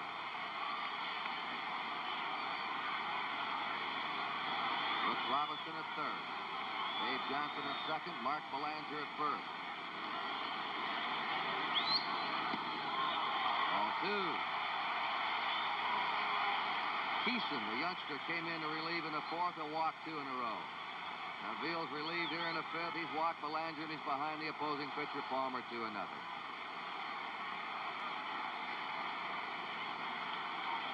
The old Fordham Flash used to have the saying, "Oh, those bases on balls." Frankie Frisch. Probably looking at his game in Rhode Island.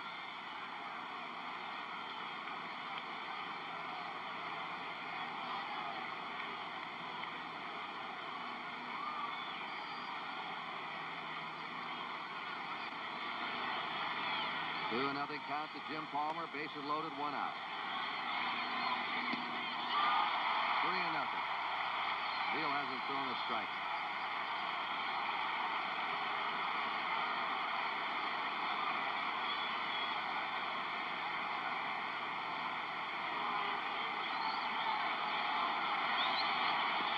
Gets one over.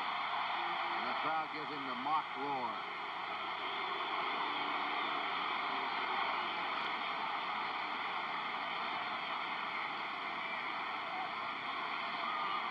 Three-one pitch. And that's twice Palmer has walked to bring in a run. The pitcher has walked twice with the bases loaded. 2 RBIs for Palmer. And he hasn't swung the bat yet. Don Buford up, the top of the order. He's the 9th batter up this inning for the Orioles as Baltimore now leads 8-0.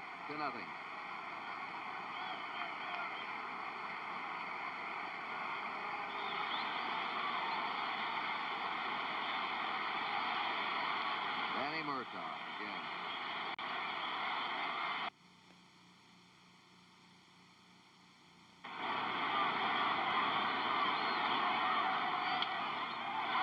Beal's glove to Cash, flips for one. They don't get a double play. Beal had his back to the plate when he went to field that ball or went to the mound. Palmer gets a hand as he slid into second. Give Buford an RBI on his forced ground ball. Dave Johnson scoring. Over at third now is Belanger. Runners on first and third, 2 down. 5 runs in, 9-0 Baltimore. The Orioles have batted around. Merv Retman started this inning with a single to right field. He's up for the second time. A ball. Retman fly to deep left, grounded out and single.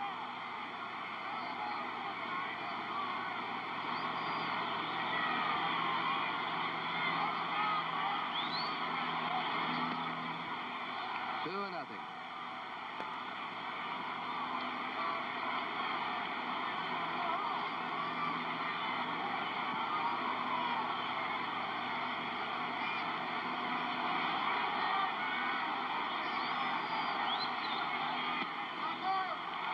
Nothing to Merv Retman.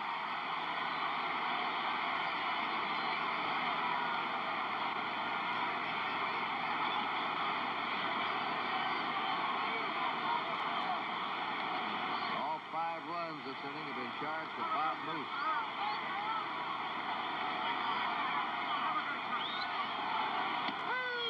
All first out.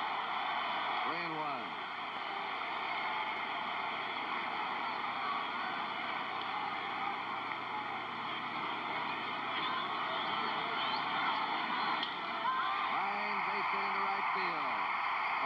Scores. Buford scurries to third. The throw comes to first.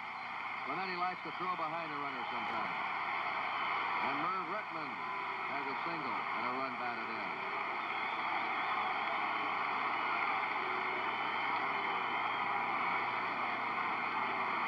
Six different Orioles now have knocked in runs.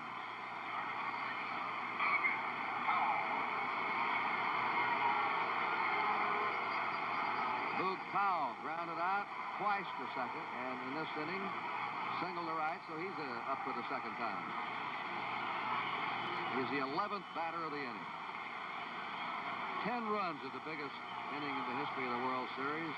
The Philadelphia A's in the 1929 World Series when they overcame an 8-0 Chicago Cub lead and beat the Cubs 10-8. The Orioles have 6 runs this inning. Slow bounder. Charged by Cash. The flip, and they finally get him out. 6 runs in for Baltimore. 1, 2, 3, 4, 5, 6, 7 hits. There were no errors and 2 left. And at the end of 5 innings, there's your score, 10-0 Baltimore.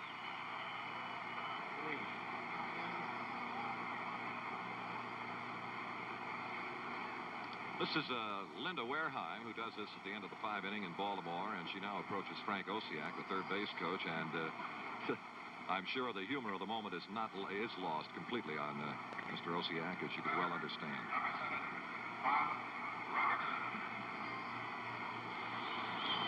Bob Robertson, Manny Sanguillen, Jackie Hernandez up for the Pirates in the 6th inning. 10 runs, 10 hits for the Orioles. No runs, 4 hits to the Pirates. Foul back by Robertson, who's walked and struck out. Jim Palmer in early trouble.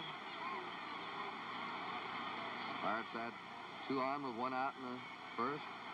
They had 2 on with nobody out in the second. 2 on with 2 down in the third.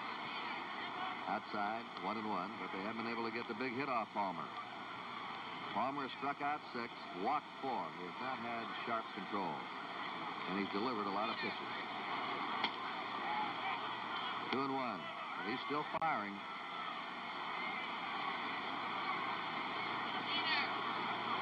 Youngest pitcher to ever pitch a shutout in the World Series, 1966.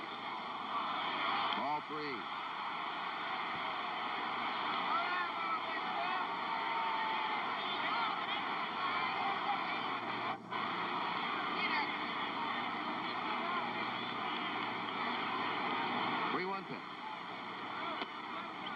And that's the 5th walk given up by Palmer.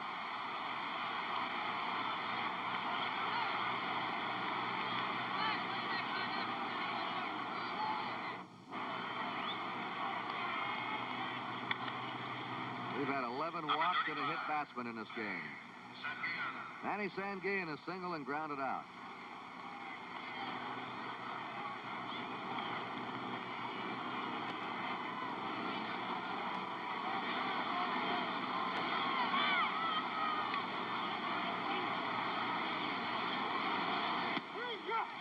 Fastball strike.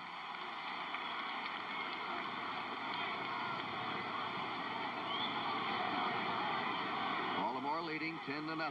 Top of the 6th inning. 1-1.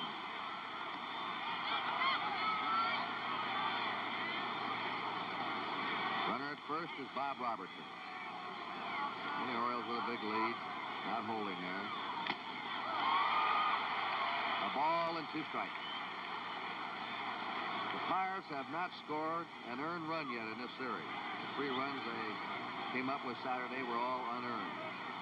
And Baltimore miscued.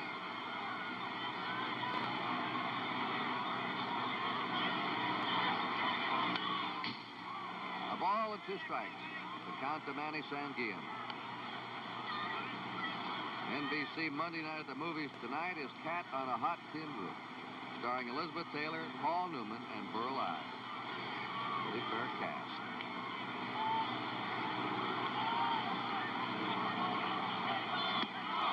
That's the curveball. And Palmer's trying to get over today. When he does, of course, that makes his fastball all the more effective. He's now struck out 7.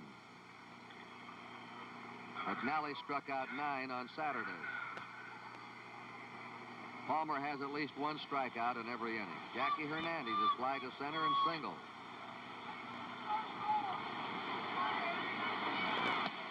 A ball. 12:30 tomorrow. World Series report. And the 3rd game of the World Series between the Pirates and the Orioles. 1 ball, 1 strike. And remember, the first night World Series game in history, Wednesday night, starting at 7:30 Eastern Daylight Time, 7:30 p.m. with our World Series report. And Game 4 will begin at 8 o'clock Eastern Time. Bob Miller still warming up in the Pirate bullpen. That's a foul fly that'll be out of play down the right field line. Bob Prince will join us in the telecasting booth, the Pirate broadcaster, tomorrow in Pittsburgh.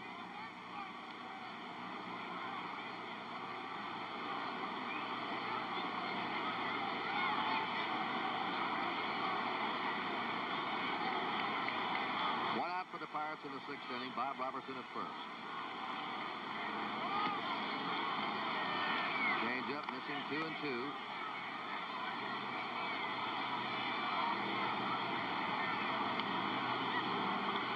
Charlie Sands, reserve catchers, come out to the on-deck circle to pinch hit for the Pirates. 3-2. Charlie Sands. He bats left. Palmer with that big 10-run lead. This is a tight game, though. The Orioles will be worried about the amount of pitches he's thrown. And he walks Hernandez. So he's now walked 6. Pirates have runners on first and second. Charlie Sands will come out to bat for Bob Veal. Sands during the year hit .200, had a homer and 5 RBIs.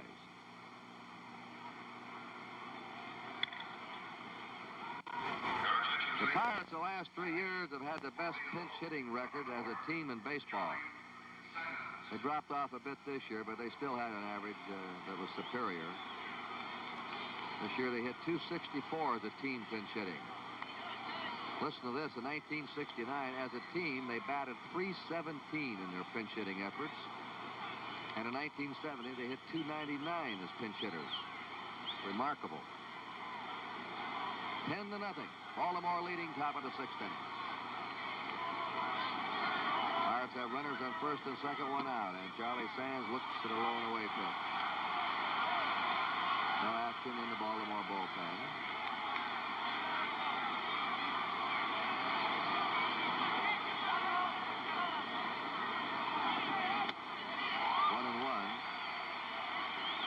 Jim Palmer has a shutout going, but you've all seen him better than he's been today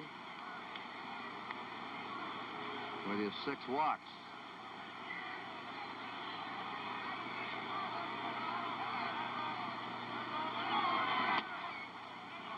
Fastball of his sailing high, 2-1.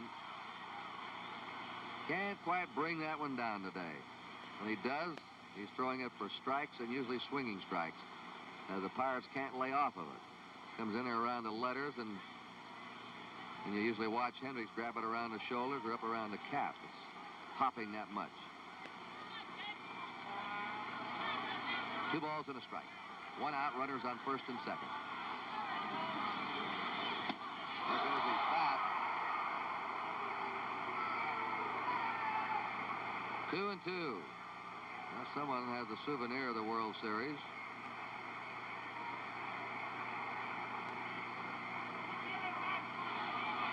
Charlie Sands goes over to get a new bat.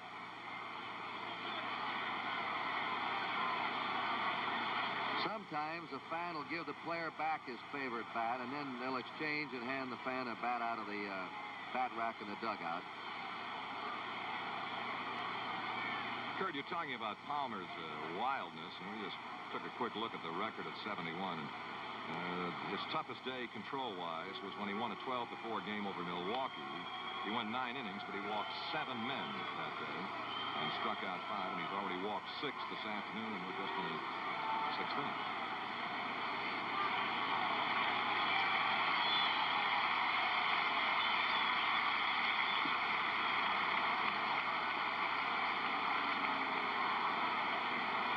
Everyone's happy, and here we are now with a 2-2 pitch coming up to pitch batter Charlie Sands.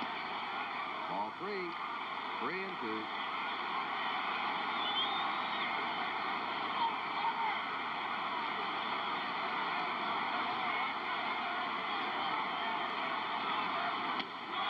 Knocked him out.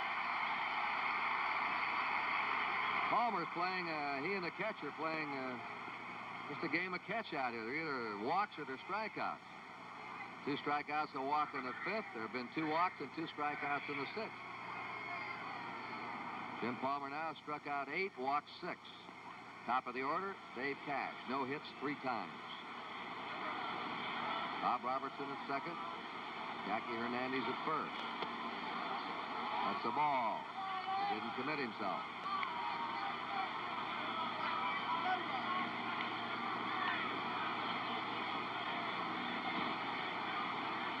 Nothing. If you just joined us, the Orioles got a run in the 2nd, 3 in the 4th, 6 in the 5th. The last 10 Pittsburgh batters have hit only 2 fair balls. There's a check swing. It's hit down to Powell. Over there to cover is Palmer. He's got a shutout for 6 innings. No runs for the Pirates. No hits. No errors. They left 2. They have now left 10. In this game. And at the end of 5.5 innings, Baltimore 10, Pittsburgh nothing.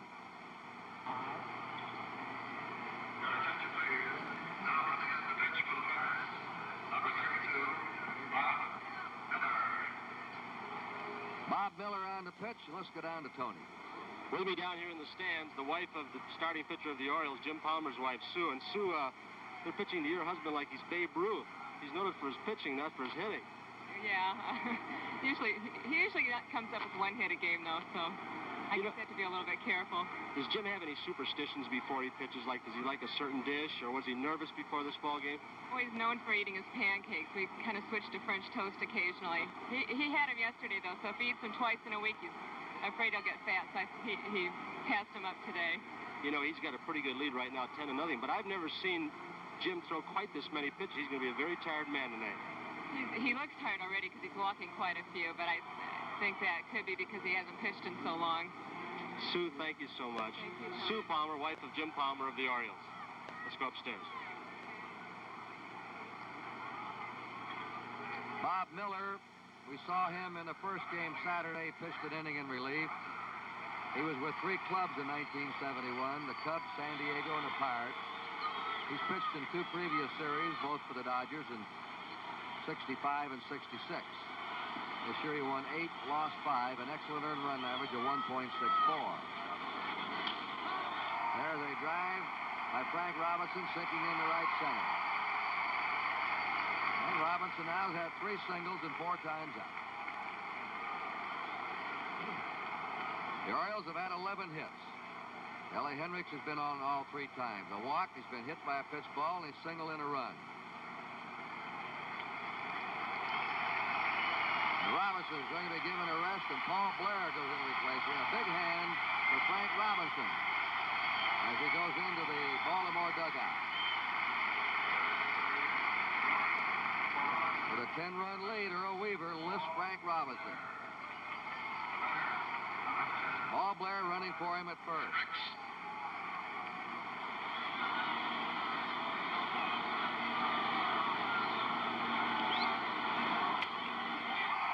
That ball slapped to left by L.A. Hendricks. He's been on base 4 times. Here comes Blair to third. The throw goes to second. The Orioles have runners on first and third. Hendricks beating the shift, poking the ball through the hole to left.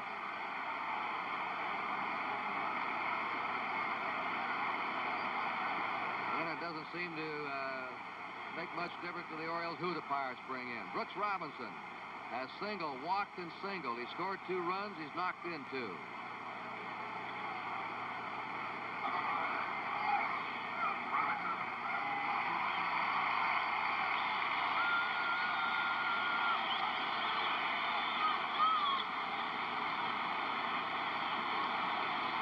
On first and third. Nobody out in the last of the 6th. 10-0 Baltimore, and they're threatening again.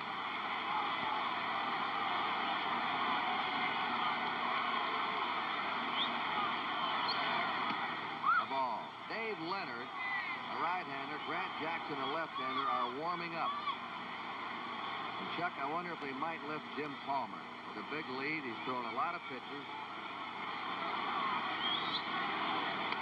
In fact, if the series goes 6-7 games, they may want him fresh for another start. I don't know. That's a good possibility. Leonard, of course, has done well in relief for Baltimore this year, and Jackson from the National League exceptionally well. Ball 2. Palmer is throwing a normal game today. 121 pitches he's delivered in 6 innings. It'll be just about par for him in a 9-inning game. 2 balls and a strike. 3-1 to Brooks Robinson. Blair at third. Hendricks at first.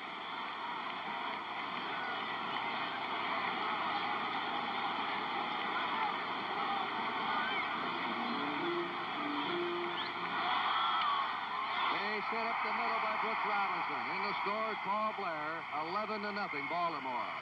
And Brooks Robinson now has knocked in 3 runs with 3 singles and a walk. Picking right up where he left off last year when he dominated the World Series like no man had ever had. Babe Ruth one year hit .625 in a World Series. Pepper Martin, of course, had a great World Series when the Cards beat the A's in 31, and then Brooks Robinson last year, probably the 3 outstanding performances outside of pitchers.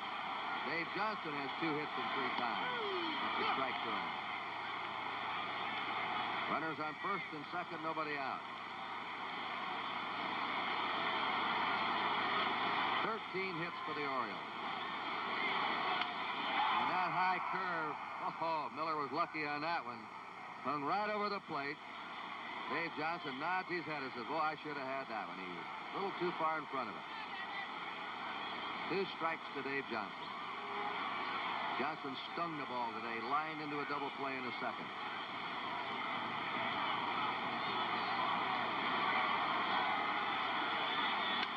There's a smash Dashing to left field. Foul.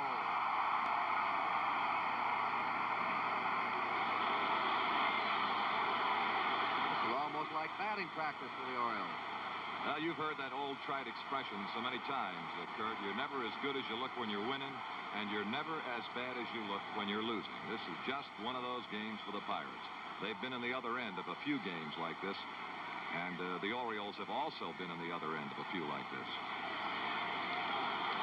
2 strikes to Dave Johnson.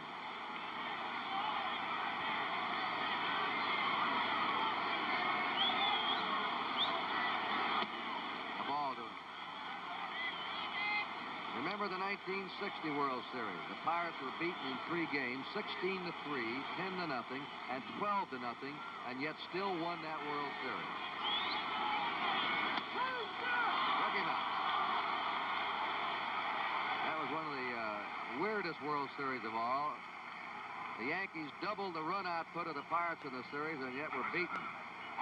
Well, the Pirate fans can remember those 3 lopsided defeats and take some heart. They still pull that 60 series out. Bart Belanger lined to the pitcher and walked twice. He scored a run. Runners on first and second, 1 down. Big chopper hit out towards second. Steps on the bag, Cash throws to first, no. Over to third is Hendricks. Forsythe at second on Brooks Robinson.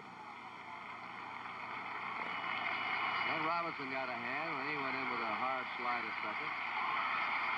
The Orioles do the little things very well. They cover first base with pitchers. They slide hard into the bases. They back up the bases. They hit the relay men, the cutoff men. Well-schooled in fundamentals. There's a ground ball stabbed by the first baseman Robertson, and that's it. Jim Palmer nearly had himself another run batted in. 1 run for the Orioles. 3 hits. There were no errors. 2 left. And at the end of 6, it's Baltimore 11 and Pittsburgh nothing.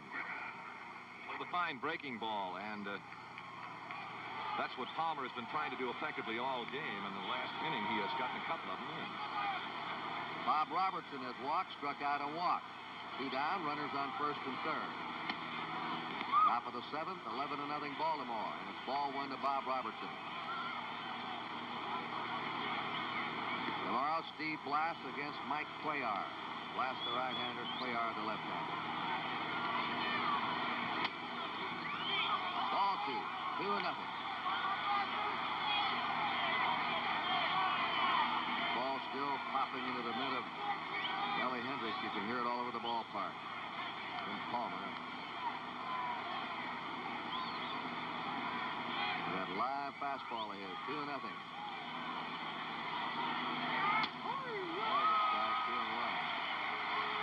He's had an odd shutout so far, Chuck.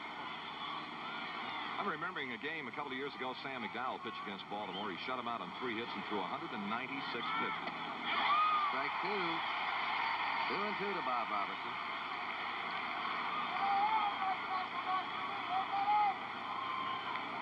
McNally struck out 9 Saturday as Hebner in third. Palmer struck out 9 today as Stargell on first. The World Series record held by Bob Gibson, 17 strikeouts in the game.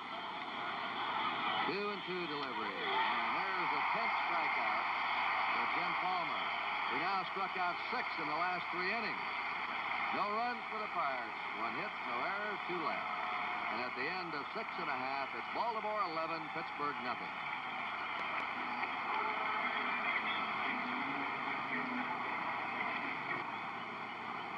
Now, a word on behalf of Major League Baseball. The great majority of major leaguers develop their skills in America's far-flung youth baseball program, which starts with Little League, extends through the summer leagues for college players. Professional baseball contributes hundreds of thousands of dollars to help these splendid youngsters in their baseball program. Switch hitting Don Buford up. He has not hit safely today. He's 0 for 4.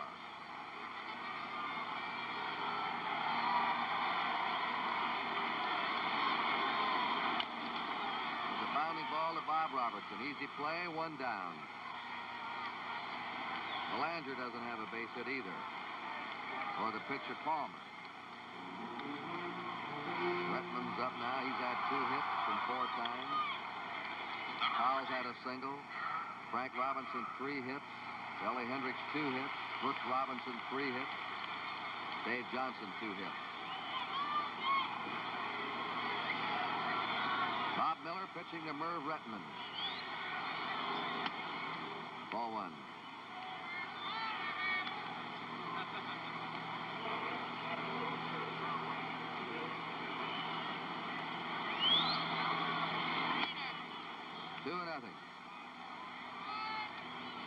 Interesting to hear Frank Robinson's statements Saturday, Chuck. He said, I don't know whether I'd have had the patience of Merv Retman to be a part-time player with the ability he has. But he did what they asked him to do. Bounding ball to Hernandez.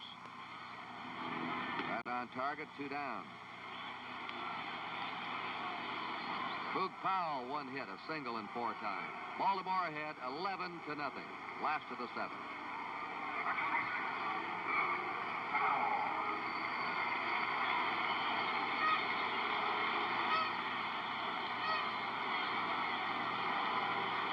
Shift on, 3 infielders on the right side, the outfield deep and toward right. And he pops it up.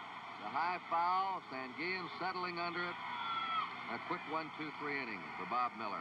At the end of 7, it's Baltimore 11, Pittsburgh nothing.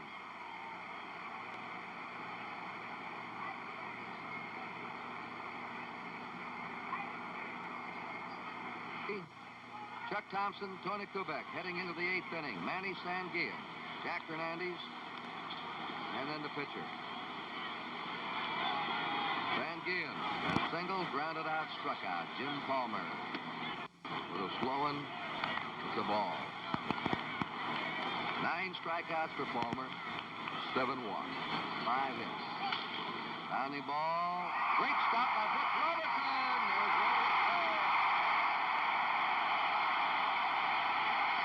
I was just about to say base hit, but you know, never to do that with Brooks Robinson. Well, let's look at it again. It's something you have seen before, but for the first time in this 1971 World Series, the Golden Glove, the brilliance of Baltimore third baseman Brooks Robinson. And now let's take a look at Brooks all alone. And remember now that he does everything with his left hand. That is to say, he writes with his left hand, eats with his left hand, throws with the right, and bats right. Ball 1. I want to be left-handed. Form like that. 1 out, nobody on.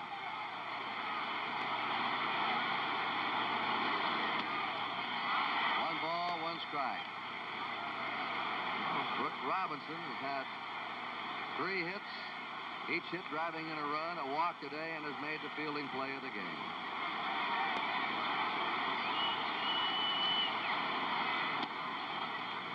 Ball 2. Chuck Thompson can tell you better than anyone. Unless you've been to this town, you just don't realize how popular Brooks is here. There's never been an athlete in the city nearly as popular as Brooks Robinson. Right. Does that include Johnny U? I would say that includes Johnny U. Well, they've both been great champs, Johnny Unitas and Brooks Robinson, here in this city of Baltimore. Right now is housing the 2 world champs, the Orioles and the Colts. Ball 3, 3-2 to Jackie Hernandez. 1 away in the 8th, 11-0 in favor of Baltimore.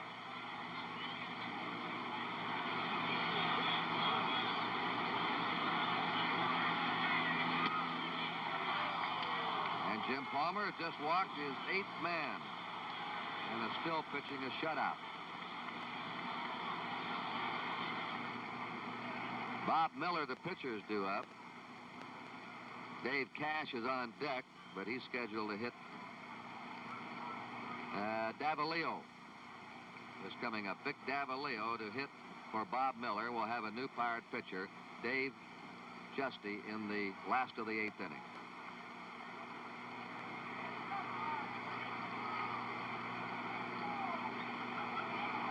Runs, 13 hits for the Orioles, no runs, 5 hits for the Pirates.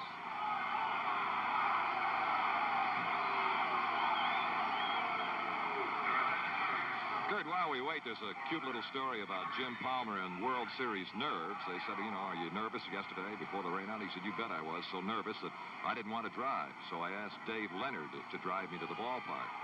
He said, after riding with Dave Leonard, I was too nervous to pitch. Baltimore fans getting on Davalillo for taking too much time. Davalillo hit .285 this season. He was .333 as a pinch hitter. The Orioles had a run in the second, 3 in the fourth, a big 6-run fifth inning, another run in the sixth. The Pirates have left 12 the first 7 innings. Now they have another run on here in the 8th. They just have not been able to crack Palmer with a big hit.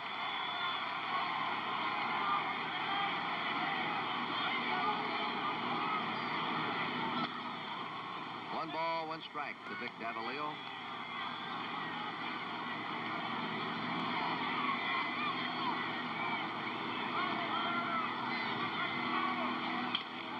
Bounds it over the head of Robinson, who was drawn in against the left-hander. Davalillo purposely went that way. So the Pirates have runners on first and second, one out.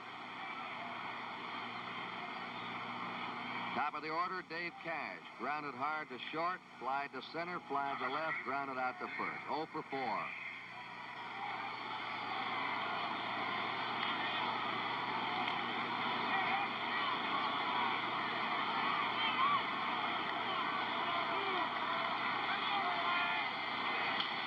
Fly ball, center field. Paul Blair. Runners are playing at halfway. 2 down. Runners return. Richie Hebner has walked, grounded out, struck out, walked.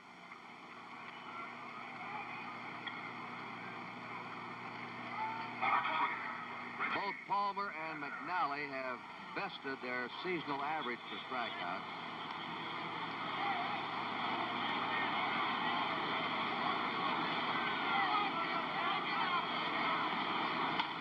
There's a fly ball, hit the deep right. And this one is sailing up and in for a home run. And the Pirates are on the scoreboard in the 8th inning. Richie Hebner of Norwood, Massachusetts, hit 2 homers in the playoffs with the Giants and bangs a 3-run homer in the top of the 8th to spoil Palmer's shutout. That makes it now 11-3 Baltimore. And let's take another look at the home run swing of Hebner. He did it 17 times in the regular season. Good slow motion look, and watch the outstanding contact. That ball was right out there where he wanted it, right out over the plate and down below the waist. Well, the Pirates predicted it won't be too long. Some year he'll be hitting 30, 35 homers a year. Roberto Clemente, 2 hits in 4 times. There are 2 outs, bases empty. Palmer's averaged 6 strikeouts a year this season. Today, he struck out 9. McNally had averaged just a little over 3 strikeouts, and he struck out 9 his opening day. Ball 1. Now we have in the bullpen Watt and Pete Rickard. Watt, the right-hander, Rickard, the left-hander. Checking Palmer, 10 strikeouts. 1, 2, 3, 4.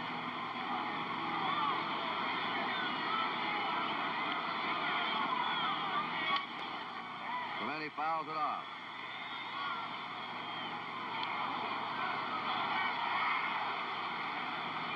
Ten strikeouts for Palmer.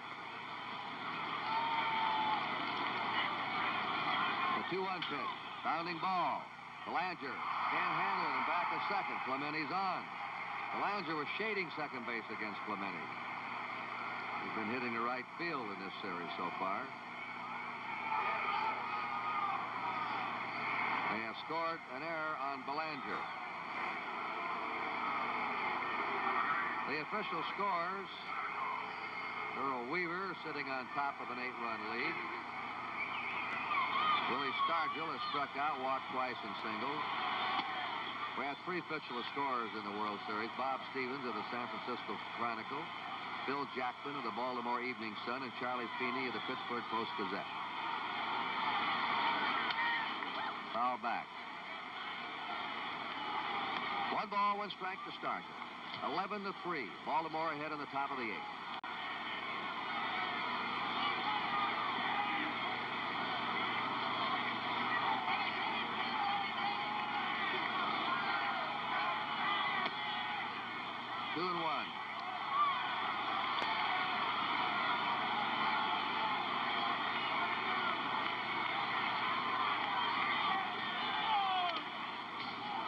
2 count to Willie Stargell.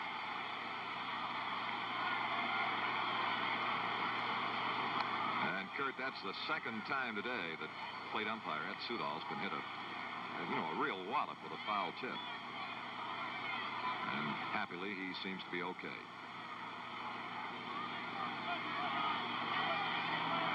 The 2 pitch coming up. Get out to second baseman Johnson. The flip to Belanger for the force on Clemente. 3 runs in for Pittsburgh. 2 hits, 1 Baltimore error, 1 man left. We're going to the last of the 8th inning. Baltimore 11, Pittsburgh 3. Someone you know needs the USO.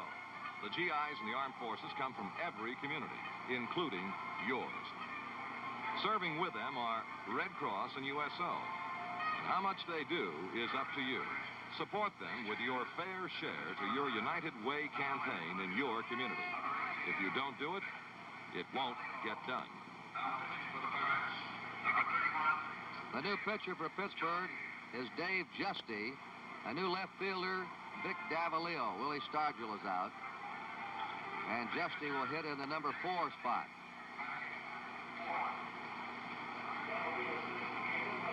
Vic Davalillo in left. Dave Justy, who had 30 saves this year for the Pirates. Appeared in 58 games, won 5, lost 6. He led the National League in saves. He's 31 years old. He was born in Seneca Falls, New York. Tomorrow we'll be on at 12:30. Joe Garagiola and Sandy Koufax with World Series report. And then at 12:45 we'll be at the ballpark in Pittsburgh to start our coverage of Game 3 of the World Series.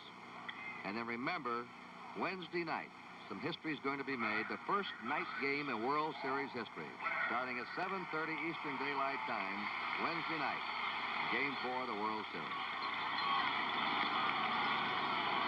Paul Blair is up for his first time. Replaced Frank Robinson after Robinson had 3 hits and 4 ties. Paul Blair was the leading hitter in the 70 World Series with a .474 average, 9 out of 19. He hasn't started either of the 2 games in this series. A ball and a strike. Herb Rettman replaced him at the start.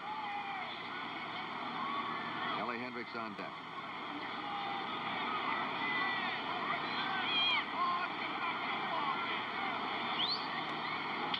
There's a drive into left center by Blair.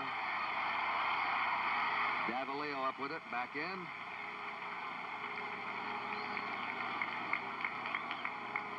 Fourteen hits for the Orioles. They're leading 11-3 in the last of the 8th. Hendricks has had a perfect day. He's walked, he's been hit by a pitch ball, he's singled in a run, and he's singled to left in the 6th. He has scored 2 runs.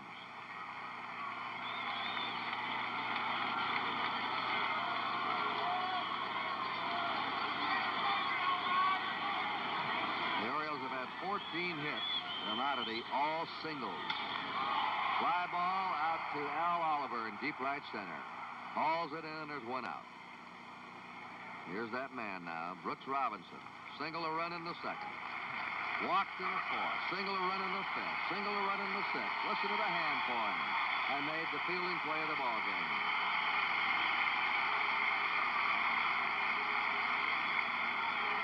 I'd like to be his campaign manager. 1 out. Blair at first.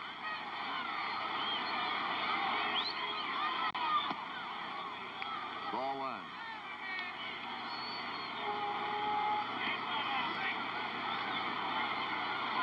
Dave Johnson on deck. The great play he made was his only fielding chance today. So here it is again, Chuck. And this is the outstanding play that Brooks made a little earlier in the ball game on Manny Sanguillen in the top of the 8th inning. Just a brilliant, brilliant play from Brooks Robinson.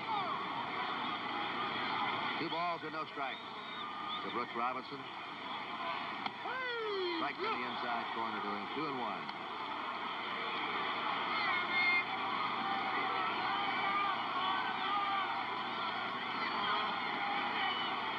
I remember when he first came up from Arkansas. He worked on his weaknesses. And the gentleman who is coaching at first base for Baltimore, George Staller, is a man who some years ago recommended to the Orioles, this fellow will not make it as a second baseman. We'd better try him at third. Pretty good idea. Right.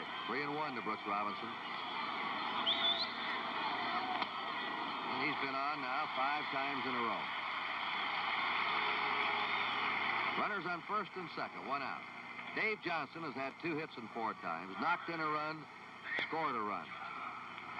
Blair at second, Brooks Robinson at first, 1 out, last of the 8th, 11-3 Baltimore.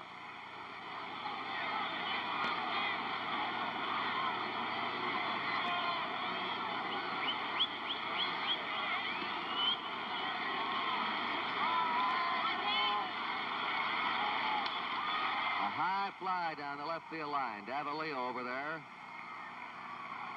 2 down, the runners hold.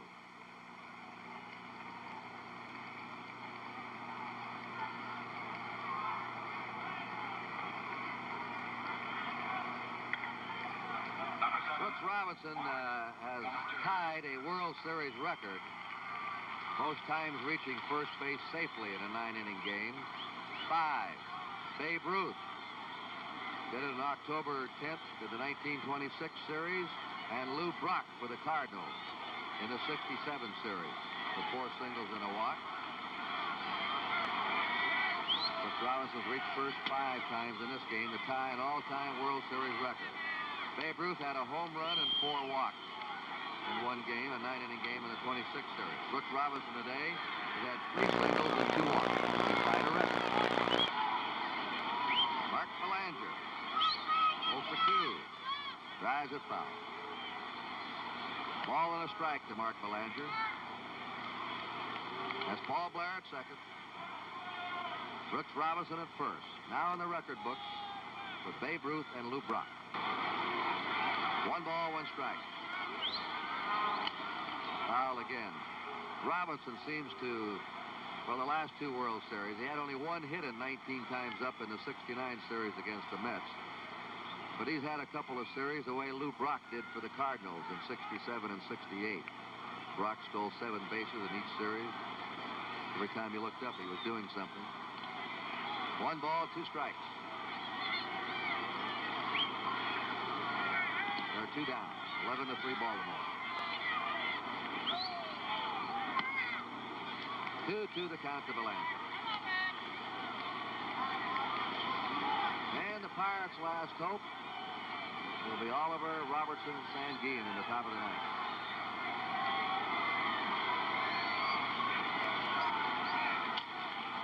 Pops it up. Bob Robertson settling under it. And that's all for the Orioles in the 8th. No runs, 1 hit, no errors, 2 left. We're going to the 9th inning with a score. The Baltimore Orioles 11, the Pittsburgh Pirates 3.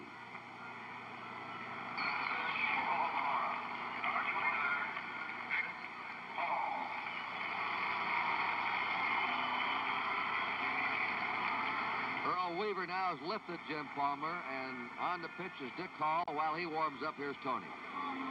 Fred, I'm certain at this point, and Chuck up there, that the Pittsburgh Pirates count themselves out of this ball game, although they do have a little psychological lift being able to knock Palmer out, who struggled along this whole ball game.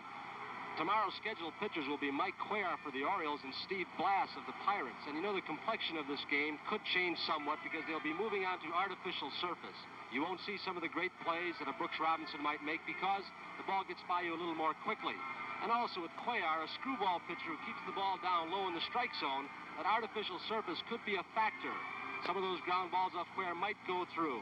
So the Pirates do have some hope. They're going back to their hometown, and they want to pick up some victories there. Let's go upstairs.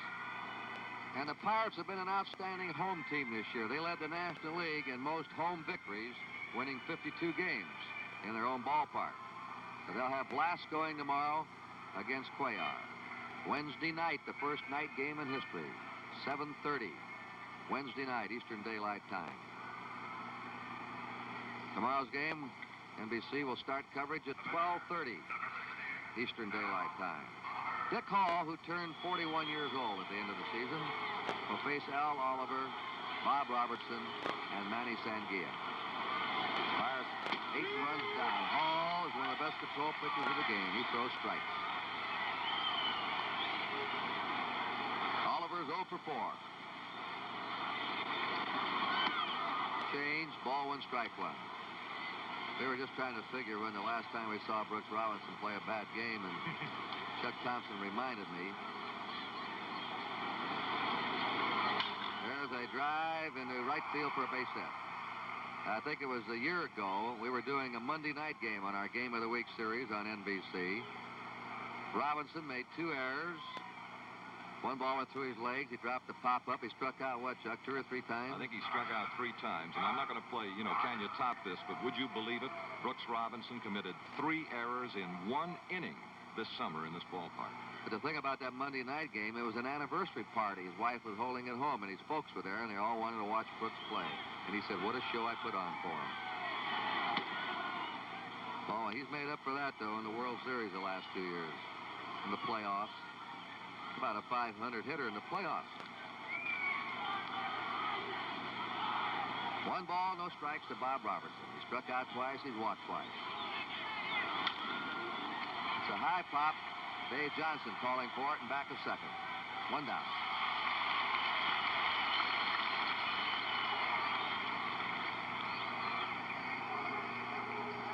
Manny Sanguillen, a single, grounded out, struck out, robbed of a hit by Brooks Robinson in the 8th. 1 out of 4. 11-3 Baltimore in the top of the 9th. Jim Palmer struck out 10, walked 8. He was wild today. He had a shutout until the 8th inning when Richie Hebner tagged him for a 3-run homer. Foul back.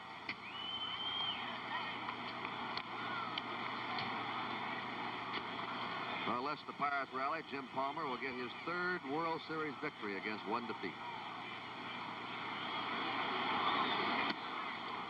A ball and a strike. Dick Hall is a mathematician. He is a CPA. That is correct, Kurt.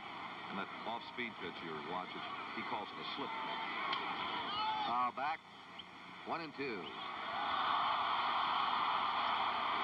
Our statistician on the World Series is Alan Roth. Our production stage manager is Jim O'Gorman.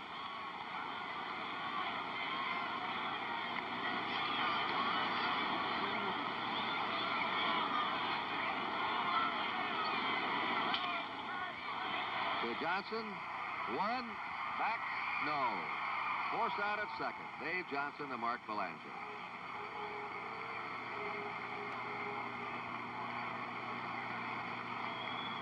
And we're going to have a pinch hitter, Milt May. A young catcher, he's only 21 years old, who really has a tremendous amount of ability. Outside of 2 or 3 clubs in the majors, bench with Cincinnati, maybe Hundley with the Cubs, Sanguillen with this club, he'd be catching regular. After thinking of moving Sanguillen. A strike, maybe to the outfield. Trying to get both May and Sanguillen in the lineup. No balls, 1 strike, 2 down. Sanguillen at first. 1-1. Dick Hall trying to nail down this final out that will give Baltimore a 2-game lead in the World Series. And their 16th win in a row.